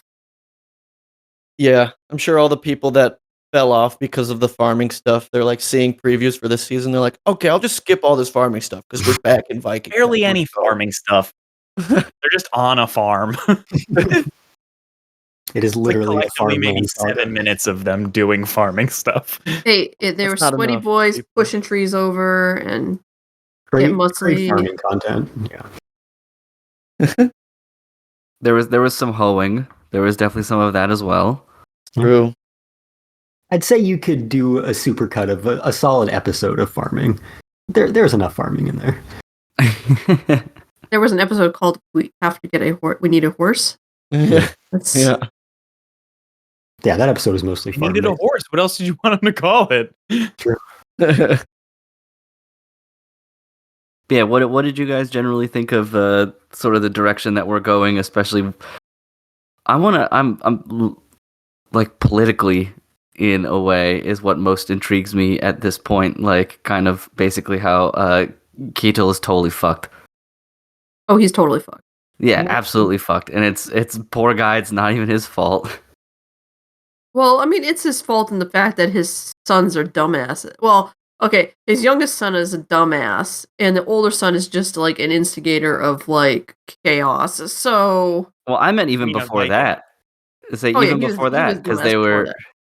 Is it because Canute was like, we're taking his farm?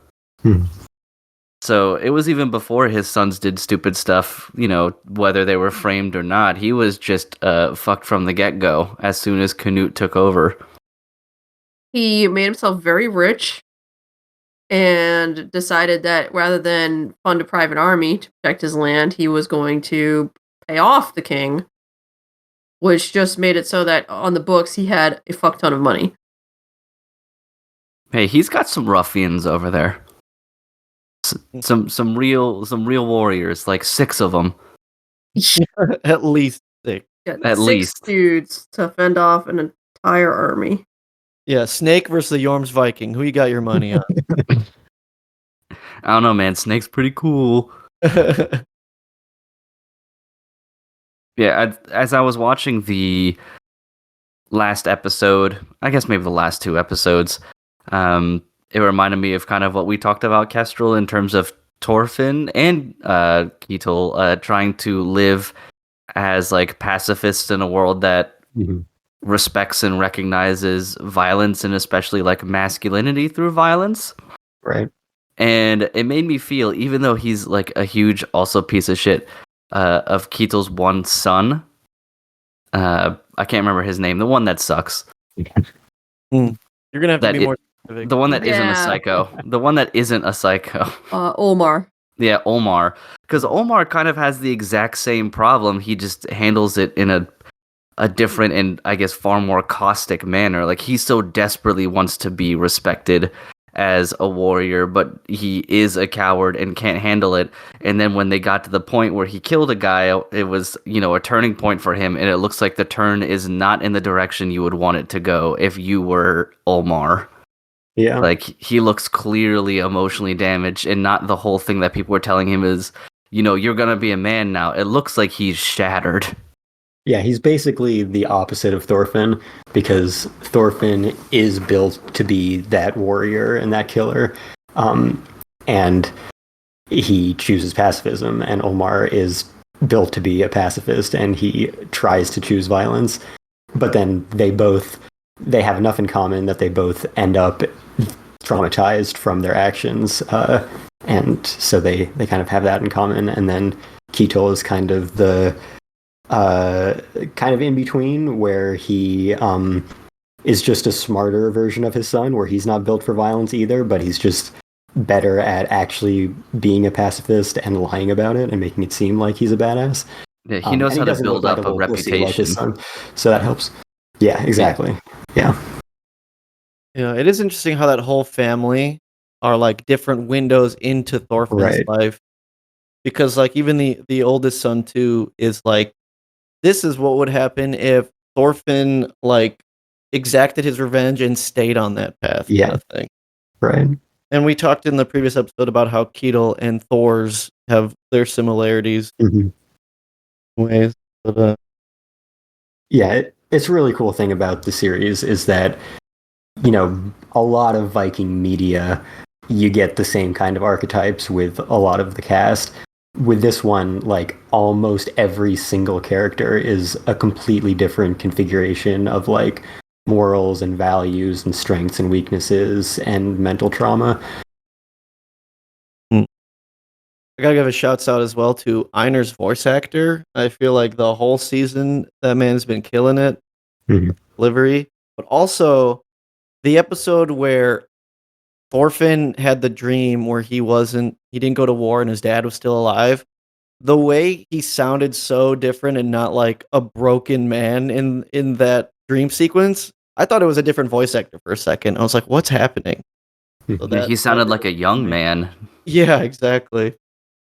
A young innocent boy who has never murdered hundreds of people. Right. Yeah, him, like, since so much of Vinland Saga is about the extreme transformations of Thorfinn and Canute, their actors have a lot to deal with in terms of range. They probably had them audition with, like, every kind of line that you would have to do as that character because it's just so different across their story arcs. Yeah. Quick, act like violence is cool. Now act like it's not cool. Right. Yeah, I'm especially interested to see what's going to happen from like Canute's point of view in this because he's clearly losing his mind. Yeah. Oh, you mean it's not normal to see your dead father's head rolling around everywhere and mocking you? I mean, maybe once is okay. Yeah, the fact that it actually rolls around following him, like, so funny. Yeah, I mean, Yeah, Thorfinn I mean, gets it who once for hasn't? 30 minutes. Yeah, who hasn't once? But yeah, when you start, especially that line where he's like, "I think the equivalent of I think we're best friends now." Did we just become best friends? Yeah, did we just become best friends? I was like, oh no.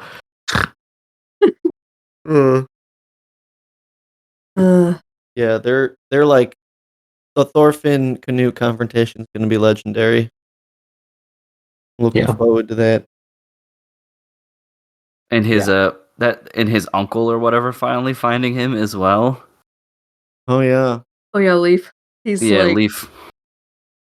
Props to Leaf, man. He has not given up. No, he hasn't. Yeah, that's crazy. And he even adopted a guy that he thought, like, at first, he's all like, there's a Thorfinn here. And he's like, you're so not the Thorfinn I'm looking for, but you can still come with me and hang out. Oh, And I'll treat you like my son. Adopting every Thorfinn in Scandinavia. One of these is going to be right. Goofy. That character reminds me of like a Golden Kamuy character with his design. So silly. What, the alternate Thorfinn? The Thorfinn skin? Yeah, Bug-eyed Thorfinn. I like how he's like, you can just call me Bug Eyes, everyone does. Has no self-respect. Because it was clearly like Leaf adopted him and he's like, oh, you're not the right Thorfinn, you're Bug-eyed Thorfinn. And so his name is just Bug Eyes now.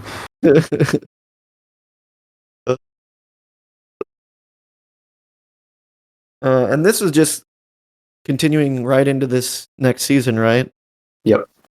Awesome. Yep. Just got the new opening and ending in yesterday's episode. Does everybody hate it like the second season? Probably not because they brought back the first season. Yeah. Yeah. Survive Said the Prophet again. Yeah. Haven't heard them yet. It's like it's very much in the style of how they did the first part's opening. Just the mix of like clips of action interspersed with like trippy, like, kaleidoscope images of skulls and shit. Like, we're going back to war, bitches. Let's go. The show's good again. Hey, everyone watching Demon Slayer, remember to come back for Vinland Saga 2. We're also fighting with swords. Yeah, there wasn't that much action in Winter. Now that Demon Slayer's coming around, they got to compete. Everybody's dumping their most violent anime. Like all the kids showing their like best Yu-Gi-Oh card at recess. Yeah, right. Like, oh, Demon Slayer, you got a bunch of beheadings? Well, fucking Ketel's son just cut all these guys into 10 pieces. Yeah, and they showed it. Oh yeah, they did. That was so vicious. And then another guy got a quarter just launched into his eyeball. Yeah, by like rando like spy guy. He's all like, "Yeah, okay, I could set up this confrontation. Here we go." I believe you call that checkmate. Oh yeah, well I've got the rumbling holographic full art card. Stop that. It's weird because I'm kind of I like action and action stuff as much as the next person, but a part of me is sad that the action is coming back because I liked the introspective what has my action reaped Right. Mm-hmm. parts of the show that, as Kestrel was saying, we just don't get very often, especially in Viking, modern media and things of that nature. So then we're gonna go back to it, and also, you got to feel for your boy Torfin. He was just getting his legs under him again, and now they're just like, nope, sorry. Well, he's gotta, make world peace happen somehow. You gotta face off against all these warmongers. Yeah. That's, the good thing about the series just continuing to expand its cast and its world is that you can have these big war sequences and still have like really deep character moments. And, we had a lot of that in the first season already, but Thorfinn was just, a little piece of violence all the time. So now that we have this much deeper side to him through this character development for this first core of the season, with his resolution to be a pacifist, that's going to create major conflicts, and we're going to be able to see a lot more of what goes on in his head other than just, I need to kill Ashlad. So, yeah, we'll have a good balance of all of the elements that people have loved across Vinland Saga so far. Do you think we're gonna get a what is it? Their names? It's Torgil v Torkil? The two psychos. Thorkel. Yeah, Thorkel. Yeah, we're gonna get like a face off between the two muscle bound murder machines.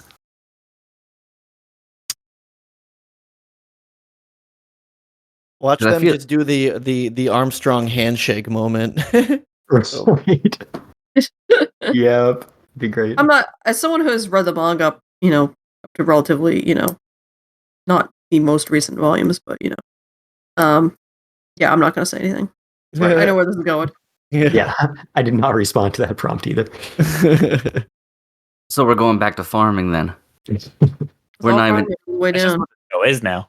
That's just there is no war. They're gonna show up and they're gonna want to do war, but then Torfinn's gonna be like, "Sorry, I gotta harvest this wheat," and then we get 13 episodes of wheat harvesting. Hey, the show is called Vinland Saga. They got to get to Vinland at some point. Yeah, we're actually getting the fishing arc next. So. Yeah, right. Eventually, after 15 years, Vinland starts to become relevant. Yeah, and then it's just then the anime just becomes Animal Crossing, basically. Yeah, I mean, sign me up. What did you guys think of the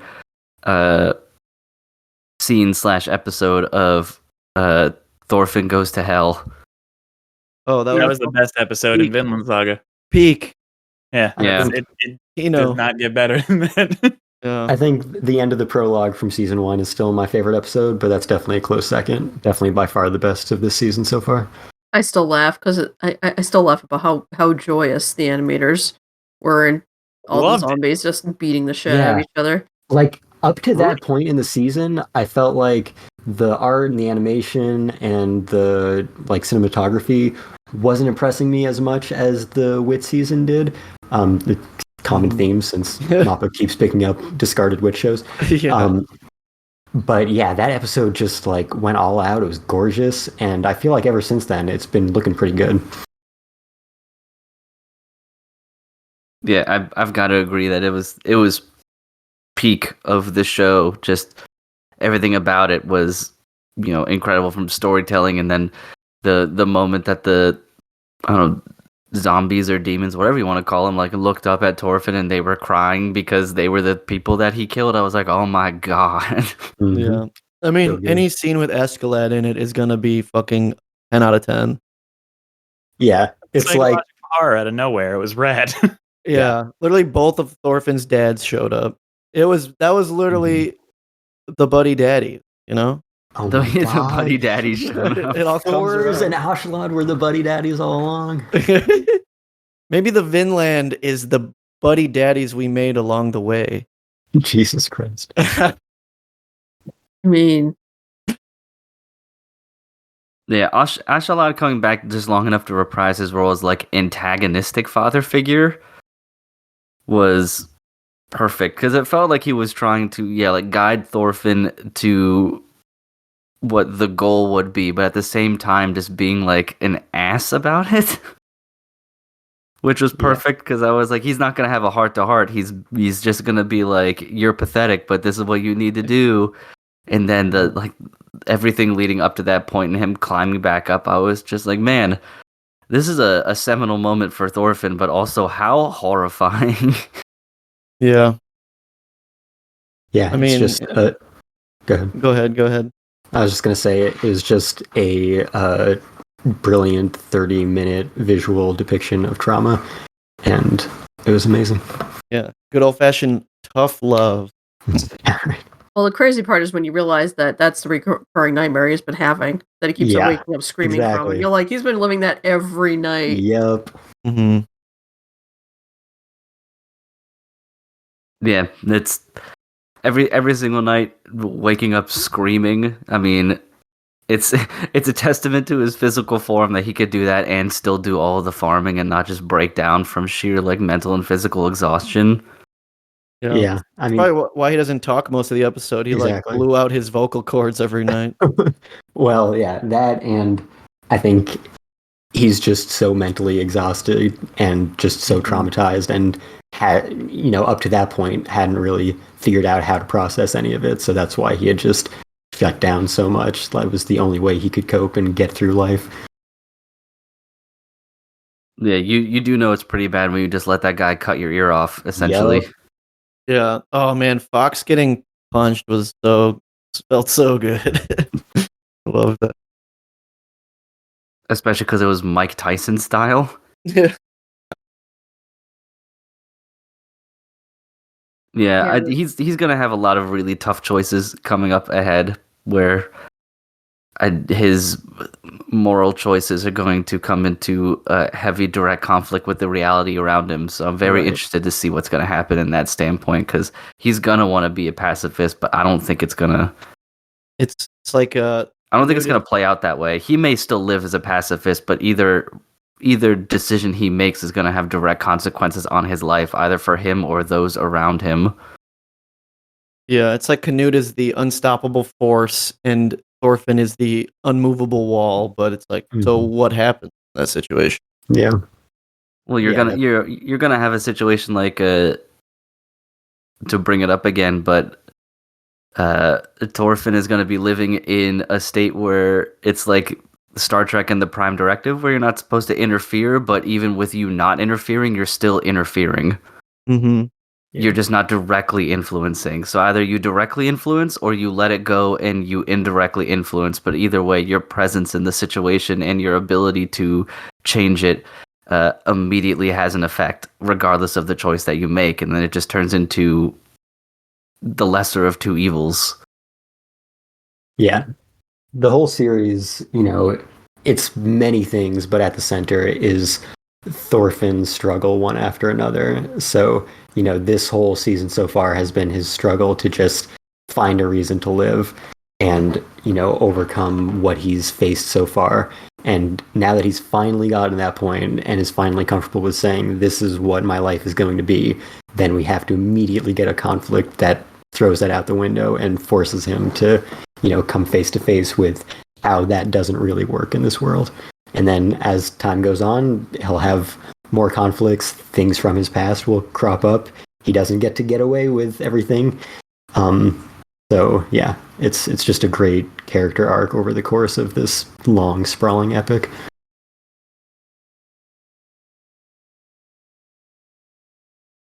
Stay tuned. Yep.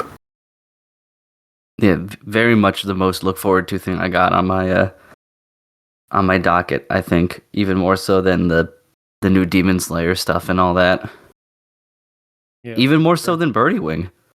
What? Damn. I know. Daddy Wing. You kidding me? Daddy Wing. About birdie daddies. Birdie That's Daddy. not bad. It's not bad. Alrighty. Let's see. Is there any other shows? I think we've covered most of the ones that we're watching in common. At least I believe. I know all the ones that I've been watching or taking care of, and I'm looking through you guys' lists, trying to see what's going on. Unfortunately, a lot of the shows that you still may have in common are mediocre. Yeah, I'm not that hyped on anything else I've watched really. My Hero was really good this season. It's like a return to form for that show after it's been really fucking boring for a while. Yep, totally. Yeah. I feel Totally. like it's not even a hot take to say, just like overall, like across the whole season, it might be the best season of My Hero. I think it's my third favorite, but it Same. Third. might Wow. be like the best made. It's just not my favorite. Well, I Yeah. agree. Like I think the peak for me is still the end of season 3, the All Yeah. Might, All for Well, One fight. Yeah, middle of season 3. Yeah. I like season 2 the most just because it was like my first real tournament arc ever. Oh wow, Nice. damn. I don't watch shonen normally, so it was Yeah. cool having a fucking big ass tournament that lasted a whole Wait, season. I have to absorb that information into my brain. I'm not processing what you just said. Yeah, was your first Yeah, I tournament? don't normally watch shows like that. Yeah, I believe it. Damn. I can see why then that could be that good for you. It was rad. I love tournament arcs apparently. Oh my god, that kills me. Like I feel like you just accidentally stumble into those when you're dealing with anime, whether you participated or not. Yeah. I guess it's a good thing you stopped watching Birdie Wing, because wasn't that about to have a tournament arc or something? It kind of did. Nothing that happens in Birdie Wing counts. As Yeah. it's just not a real show. Yet But we maybe talk about it more than any other show. That's true. I think season 3 is my favorite than season 2 than this one. Yeah, that's fair. I feel like but yeah, I do feel like production-wise, it's just a blessing that they weren't competing with staff they had to send to make a movie and stuff. So Yeah. I mean, the fact that they were able to make it so high quality while they were competing with Mob Psycho and Bungo Stray Dogs, it's crazy how good all 3 ended up being. Yeah, I don't know. I don't know how they do it. But I'm just really impressed because, for a show that gets a lot of heat for being an ensemble thing that needs to talk about and mention all of its characters and like make them all semi-relevant even when they aren't most of the time. I think the fact that they nail that into you the whole show really paid off with the episode where they all bring Deku back to UA, because it's like, oh yeah, we do know, like every time they flash back to a moment, it's like, yeah, they've really been setting up that like these kids have all been in it together until now. Right. So I thought that was really well done. I really have always appreciated how My Hero Academia fleshes out the 20 members of Class A. I did not need them to try to do that with the other classes in the previous season. That was just a waste of time. But yeah, I think it's really cool that our entire class is fully fleshed out characters, because that is extremely rare. Yeah, and even like some of them even got better. Like when Mineta's not being a pervert, he can actually be kind of funny. He's been bearable for like the last year. Just have him impersonate Todoroki every episode. Yeah. Yeah, anytime also when the Todorokis are like the center of attention, it's usually pretty good stuff. And they were a big part of the season. So. Yeah, good stuff. And I don't think we mentioned at the beginning of the season, but obviously that got its new season announced too. Yeah, I didn't don't know include when. that because it's not news It's just that at the end of perpetual. every episode or every season of My Hero Academia, the next season is announced. Yeah. Yeah, no I shit, am we're getting the 7th season. I am curious though, because it has been like we're technically in like the final arc of My Hero in the manga, and it's not really sure when it's gonna end, but Horikoshi's had like so many health issues and breaks in the Mm. last year, and the pacing of the chapters have gotten really weird, where some of them are like really small things, and some of them are like, bam, we're just gonna like jump event to event, and it's like, whoa, whoa, whoa, whoa, are we just like catapulting toward the end now? So I'm interested if the 7th season ends up being a full 2 cores again, if that'll be it. It's I guess there's still plenty of time to see, but I'm very curious how that'll pan out. Yeah, because they've been coming pretty fast, like basically 2 cores every year and a half. Mhm. The entire time the show's been on. So yeah, I figure eventually it does have to catch up and take a bit longer off. I think we're gonna get My Hero Academia, the final season, the final chapter, part 1. We just might, actually. I am very curious to see people's reaction to uh the stuff that's gonna happen like right at the beginning of the next season, because it's about the turning point for a lot of people that start to like think that the manga falls off, but I don't know. Oh There's boy, worse than yeah. last season. Yeah, well, I feel like the problem with last season was like the anime production, whereas like I feel like people start becoming conflicted with what the plot is doing in the manga up to what's gonna happen, especially with like Star and Stripes introduction. Like that character is like a very main focus of some controversy of how she is handled. So I'm very curious to see how people react to that. I assume America Fuck Yeah from Team America is gonna play during all of her Oh, scenes. bro, I hope so. Yeah. They're just like I blasting Bruce Springsteen from those fighter jets. Yeah. Like, I can see this being a problem. Um, I hope it like turns out horribly, because it's America coming to save the motherfucking day. Um, but I'm glad that after 6 seasons, we finally get any acknowledgement that a world outside of Japan exists, That's because like true. everything has been so unrealistically Japan focused. Like, of course, this would be a global thing. Like, why is it all about the top heroes in Japan and these villains in Japan who only do anything in Japan? And we only have heroes from Japan fighting them, and we never hear from the outside world, even Yeah. though these horrible, like, world shattering events are happening constantly. I think it's funny you mentioned that, because that will come into play in a lot of people's discussion of their problems with the plot moving forward. Is Horikoshi will start adding elements almost to like appease people, or be like, yeah, it's like, of course there's other countries with heroes, and like, of course, like, we're gonna add this new character at the very end that like will be very plot relevant for the moment, but like, why haven't they been relevant throughout all the rest of it? And Mhm. yeah, that starts becoming a bit of a point of contention for the yeah realism of it being a world outside of Japan. Right. Yeah, I could definitely see that. Yet to be seen, though.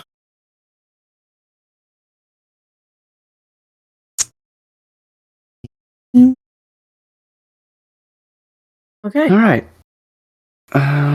Let's say, well, if nobody else has much to really talk about, I think we can start wrapping up with some recommendations and such. I mean, there is one more show that Kate is watching and DJ is watching and I'm watching, or did watch, um, that I know DJ and I have exact opposite opinions on. Ooh. So we should Wow. probably acknowledge that. All right, let's talk about To Your Eternity. Oh, Oh, yeah. I'm curious about this too, because I just decided to not watch this season of I fucking loved this season. I thought it was so good. It was nice having it actually focused on one plot line instead of the vignette style that it took up in season one. I think everything came together really nicely. I feel like it was a lot bigger, which is surprising considering it was a lot more singularly confined on one specific story, but that story branched out into Boo. into basically being a symbol of everything that to me To Your Eternity has been. I thought the characterization of Bone in particular was fantastic. I think Fushi is no longer unbearable. There's just a lot of really positive movements in this series that I don't really see it as a step backwards in any way at all. And it really sucked me in the way I wanted this show to after I first read the concept of it. I think this season is a step back in every way. I think the first season I felt like it was a series of really emotional, really well told stories that each grew Fushi's character in a new and interesting and unique way, and had helped him learn to become human in different ways through his interactions with these people and the trauma and loss he experienced. And you really got to feel for all of these characters and feel their loss and feel like there were, much more personal, down-to-earth human stakes involved. And, how the final arc of it wasn't as strong, but the final episode was incredibly powerful. And then this season, I think Bone was pretty insufferable for about half of it, and then grew to become tolerable. And most of the season, after kind of annoying, weirdly written comedy antics, and like those weird dumb tropes with like the girl who becomes hot by starving herself, stuff like that. Yeah, it's a bunch of stuff I really hated. Then that could have not existed. Then it became basically just Fushi sits in a chair and figures out like the best button mashing combinations to take on these completely removed from reality like super enemies who just feel like they take the humanity out of all of it. And if anyone dies, he'll just use the Dragon Balls to bring them back. And that's it just felt like a bunch of episodes of basically the same thing. The first season had one episode near the end that was absolute trash production-wise. But for the most part, I felt like the rest of it looked really good. I felt like most of this season looked like kind of average, mediocre, but and the final 2 or 3 episodes were really strong and pulled it together pretty well. It moved up a few spots on my list because of that in terms of ranking and grade. But I still feel like, just about everything that moved me about the first season was kind of thrown out. And yeah, it was just by being the way that it decided to be such a big story, just made it about like monsters fighting in a way that didn't really give me any of the humanity that it was about before.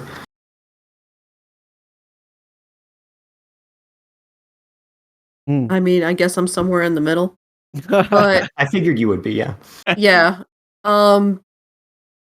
I don't know. I thought the animation was smoother this season than the previous season, just by virtue of like it felt more even throughout, minus the one frantic, crazy fucking sequence at the end of one episode that was like, okay, somebody wanted to show off here.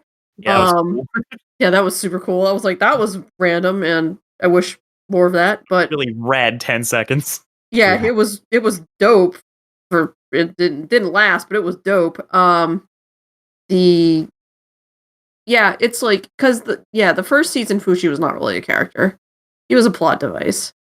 And only in the second season did he really like become a character. Well, he was starting to become like a person by the end of the first season, but like he still wasn't quite all the way there. At least not until the events of this season went by. And yeah, they did spend a lot of time, dwelling on a set of characters that, like, yeah, I could have done without most of the antics of, like, Bond's extended family. Like, his sister serves absolutely no fucking point in I hate her. anything. I hate all of them. She's, like, useless. They're, like, I feel nothing against his mom and dad. They're fine, but, like, and the brother, but, like, oh god, like, why does the sister exist? She has no point. And, and after just all of the trauma, it was good to see those last few episodes where it was like, like a release from the darkness by show it, and the fact that Bond was withholding the fact that for like ever, for purely selfish reasons, that Fushi could see these people that meant so much to him again, and that they weren't gone forever. But yeah, it's like, it's probably a good thing that Fushi isn't really human, because, like, if he had been a normal person and somebody had withheld that from you for that length of time and put you through all that torture, that wouldn't have been necessary. You probably wouldn't ever speak to that person again. And yet he was all like, he just rolled with it. He's all like, he didn't, like, retaliate or anything. I don't think it's in his capabilities to retaliate in that way. Well, he did kind of go psycho when he thought that all those people died, but yeah, it's strange because where they left the whole series off and what's going forward, I have no idea like. I mean, I'm vaguely aware of where, like, season 3, which is confirmed, will go, but it's just such a wild thing that Yeah, it's hard for me to imagine where it goes after this with the very ending of this season.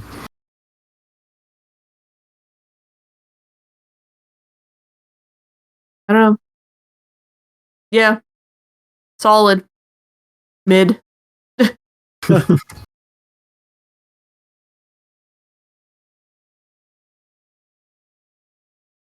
As in Oh. solidly mid?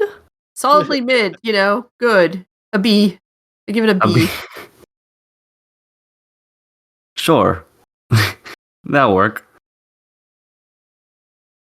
I'll be like average. Good average, good average. Sounds good. All right. All right, Let's with move that, on. is it with that Recommendations. finished? Does that wrap that up, I suppose? Yeah. Then I believe I'm with Kate and we can move on to the recommendations portion. I actually don't have any this time.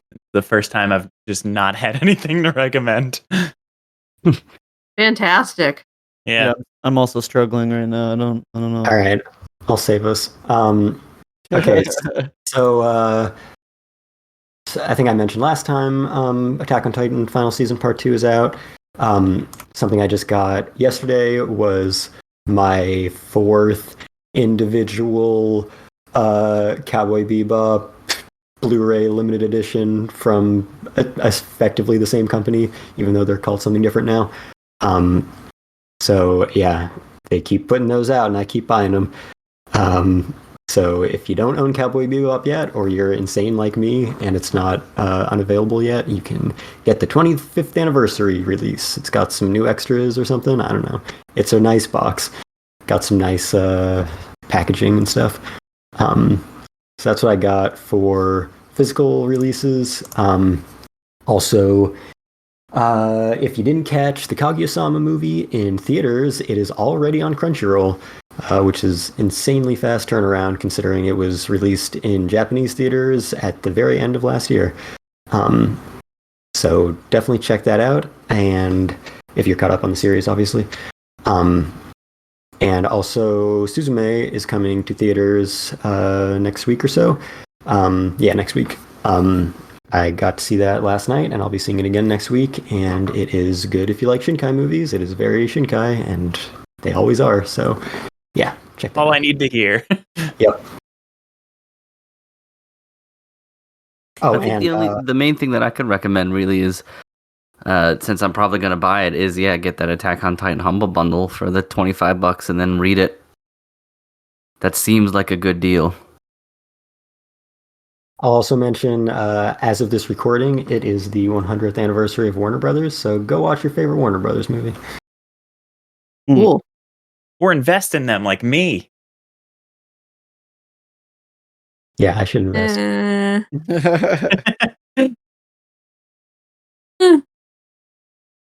I have a recommendation for computer game. Dredge is cool. Do you like Lovecraftian horror? Do you like fishing? Then Dredge is the game for you. That's a combo. It's actually kind of surprisingly chill. Despite the cosmic horror of deep sea ocean things, periodically rising to the surface and crazy people on islands asking for weird artifacts. So that game's fun. It's affordable, and you should all check it out. If there was a demo out, I don't know if the demo still exists, but yeah, it's cool. I've been enjoying it a lot. Nice. Been kind of mainlining it, so I still have to finish Wolong. I finished New Game Plus. I have 100% of the game now. Jesus. Nice. Yeah. It does get significantly easier after Lubu. It does. Yeah. That's the peak. Yeah, that's the peak of the difficulty, at least thus far. Most of the bosses I've been able to defeat in 1 or 2 tries after that. I guess I do have one recommendation. If you like to purchase manga and like to support publishers that aren't as big as like Shonen Jump, check out Denpa, because they're soon to be coming out with March Comes In Like a Lion, which is a wonderful anime. So I'm hoping to get my hands on the manga when they eventually release that. But they also have some other good titles like Kaiji, which is a very fun series, and then Heavenly Delusion, which I think is going to be airing this upcoming season. I think the first episode's out now. Yeah, it just dropped today. Yeah, check out Denpa. They got some cool stuff. Yeah, I can't wait to get my March Comes In Like a Lion volume. Yeah.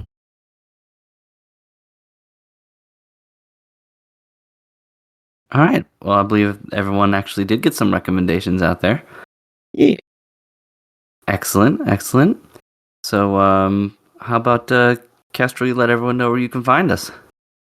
Yeah, you can find us anywhere you find podcasts. Please subscribe, rate, and review. You can find us on Apple Podcasts, Google Podcasts, Spotify, Stitcher, SoundCloud, iHeartRadio, Alexa, Amazon. You can find us on fanpost.com, social media, Twitter and Facebook at Fanpost Radio. Get in contact with us there. Follow us, like our stuff, share it, whatever. Also can get in contact with us via email, fanpostradio@gmail.com. I'm on Twitter at FullMetalKyoma. As I mentioned before, I wrote a 10 years later retrospective on the Attack on Titan anime, so you will be able to read that on its 10th anniversary, April 7th. And I will also be writing up and publishing some contents from the Suzume Red Carpet premiere last night, where I got to talk to Makoto Shinkai, so look forward to that. All right.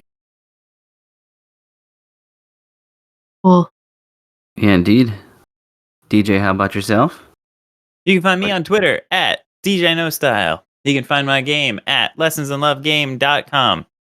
Those are the places. Bran? Yeah, you can find me at Hellshake Brando on most social medias. And on the Fandom Post, I'm here on the radio podcast as well as reviewing Mashle manga weekly, but I've been slacking the last 2 weeks on that. But the anime's starting soon, so maybe check that out and then read some of the reviews. cool. Kate? I am on the internet at SonicBug on I don't know, I'll look around, you'll probably find me. I am still reviewing Vinland Saga. I will be picking up at least one more show for the summer season. Dr. Stone New World, whatever that Nice. whenever that hits the streamings. I don't know. That's all I got right now. Excellent. Well, as always, you can find me here pretty much exclusively. So as always, thank everyone for listening. Rate, subscribe, ask us any questions, or antagonize us. I don't really care. I Tell know us a lot one of us is right about To Your Eternity. Yeah. That's a good idea. Yeah, pick a side in that argument. But until next time, everybody be safe and enjoy the new season of anime. See ya. Bye. Bye bye.